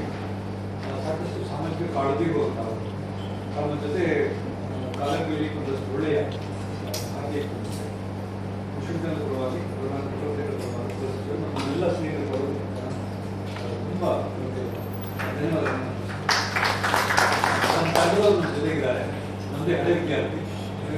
So happy to see you it. ನಮಗೆ ಕೂಡ ನಿಮ್ಮ ತಂಡದವರು ಎಲ್ಲರೂ ಕೂಡ ನಾವು ನಮ್ಮ ಸ್ನೇಹಿತರು ಭಾಳ ದೊಡ್ಡ ವಿಷಯ ಮಾಡ್ತಾರೆ. In fact so happy news for us. ಎಲ್ಲ ಸಂಶೋಧನೆಗಳನ್ನು ಇಂಗ್ಲೀಷಲ್ಲಿ ಮಾಡಿ ಅದನ್ನೆಲ್ಲ ಕನ್ನಡ ತರ್ಜುಮೆ ಮಾಡ್ತೀವಿ. ಕನ್ನಡ ಸ್ಕ್ರೀನ್ ಥಿಯೇಟರ್ ಭಾಳ ದೊಡ್ಡ ಪ್ರಾಮಿಸಿಂಗ್ ಪ್ರಾಜೆಕ್ಟ್ ಅಂತ. ಅದೆಲ್ಲ ನಮಗೆ ಭಾಳ ಸಂತೋಷ ಅನಿಸಿದೆ. ಈ ಹಿನ್ನೆಲೆಯಲ್ಲಿ ಅವರೆಲ್ಲರಿಗೂ ನಾವು ಅಭಿನಂದನೆ ಸಲ್ಲಿಸ್ತೇನೆ ಮತ್ತು ಅವರ ಇಂಟ್ರಾಕ್ಷನ್ಗೆ ಕೂಡ ನಾನು ಧನ್ಯವಾದಗಳು ಕೂಡ ಬಂದಿರುವ ಎಲ್ಲರಿಗೂ ನಾನು ಧನ್ಯವಾದಗಳು ಹೇಳಿ ಗೌರವ ಕುಲಪತಿಗಳು ಮಂಗಳೂರು ವಿಶ್ವವಿದ್ಯಾಲಯದ ಪರವಾಗಿ ನಮ್ಮ ಅತಿಥಿ ಅವರಿಗೆ ನೆನಪಿನ ಕಾಣಿಕೆ ಕೊಡಬೇಕು ಅಂತ ಕೇಳ್ತಾರೆ.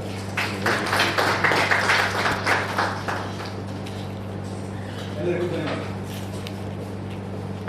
ಯಾವುದೇ ಏನು ಹೇಳ್ತಾರೆ ಗೊತ್ತಿದೆ ಏನಂದರೆ ಬಂದರೆ ಏನಾದರೂ ಒಂದು ಭರವಸೆ, ಆಶ್ವಾಸನೆ ಇದನ್ನೆಲ್ಲ ಕೊಡ್ತಾರೆ ಅಥವಾ ಕೊಡಬೇಕು ಅಂತ ಅಪೇಕ್ಷೆ ಪಡ್ತೇವೆ. ಆ ಥರದ್ದು ಏನನ್ನೂ ಹೇಳ್ದೇ ಆದರೆ ನಾನು ನಿಮ್ಮ ಜೊತೆಗೆ ಇದ್ದೇನೆ ಅಂಥೇಳಿ ಈಗೇನು ನಾವು ಚರ್ಚೆ ಮಾಡಿರುವಂಥ ವಿಷಯಗಳಿದೆ ಅದರಲ್ಲಿ ಬಹಳಷ್ಟು ಬೋರ್ಡ್ ಒಂದೇ ಅಲ್ಲ ನಾನು ಇನ್ನೊಂದು ಸ್ವಲ್ಪ ಹೆಚ್ಚು ತಮಗೆಲ್ಲ ಗೊತ್ತಿರೋದು ಮತ್ತು ತಮಗೆಲ್ಲ ಸಂಪರ್ಕ ಇದೆ. Science and technology department programs ಇದೆ. ಸೈನ್ಸ್ ಆ್ಯಂಡ್ ಟೆಕ್ನಾಲಜಿ ಒಂದು ಅವರ ದೊಡ್ಡ ಸಂಶೋಧನಾ ಒಂದು ವಿಭಾಗ ಇದೆ. ಆ ಎಲ್ಲ ವಿಷಯಗಳಲ್ಲಿ ಈಗ ಅವ್ರ ಹೆಸರೇನು, ಈಗ CM ಸೆಕ್ರೆಟರಿನೂ ಆದ್ರಲ್ಲ, ರೆಡ್ಡಿ ಅಲ್ಲ, ರೆಡ್ಡಿ ಈಗ ಅಲ್ಲ ಸೈನ್ಸ್ ಆ್ಯಂಡ್ ಟೆಕ್ನಾಲಜಿ ಇಲಾಖೆಗೆ ಸೆಕ್ರೆಟರಿ ಇದ್ದರು ರಮಣ್ ರೆಡ್ಡಿ. ಸೊ ರಮಣ್ ರೆಡ್ಡಿಯವರು ಅದಕ್ಕೆ ಸೆಕ್ರೆಟರಿ ಇದ್ದಾರೆ. ಈಗ ಆ್ಯಕ್ಚುಲಿ ಅವರು ಇನ್ಚಾರ್ಜ್ ಆಗಿ ಬಂದರು, ನಂಗೆ ಗೊತ್ತಿಲ್ಲ. ಒಟ್ಟಲ್ಲಿ ಸೇಮ್ಗೂ ಕೂಡ ಅವ್ರು ಪ್ರಿನ್ಸಿಪಲ್ ಸೆಕ್ರೆಟರಿ ಆಗಿ ಬಂದರು. ಆ ದೃಷ್ಟಿಯಿಂದ ಒಂದು ಸ್ವಲ್ಪ ಅವರ ಜೊತೆಗೂ ಕೂಡ ನಾವು ಮಾಡಿದ್ವಿ ಸಂಪರ್ಕದಲ್ಲಿ. ಅಂದರೆ ಅವರು ಅಂದರೆ ನನ್ನ ಥರದ ಇಲಾಖೆ ಬಗ್ಗೆ ಅದಕ್ಕೆ ಬೇಕಾದ ಪ್ರಸ್ತಾವನೆಗಳನ್ನು ಅವ್ರಿಗೂ ಕೊಡ್ಬೋದು.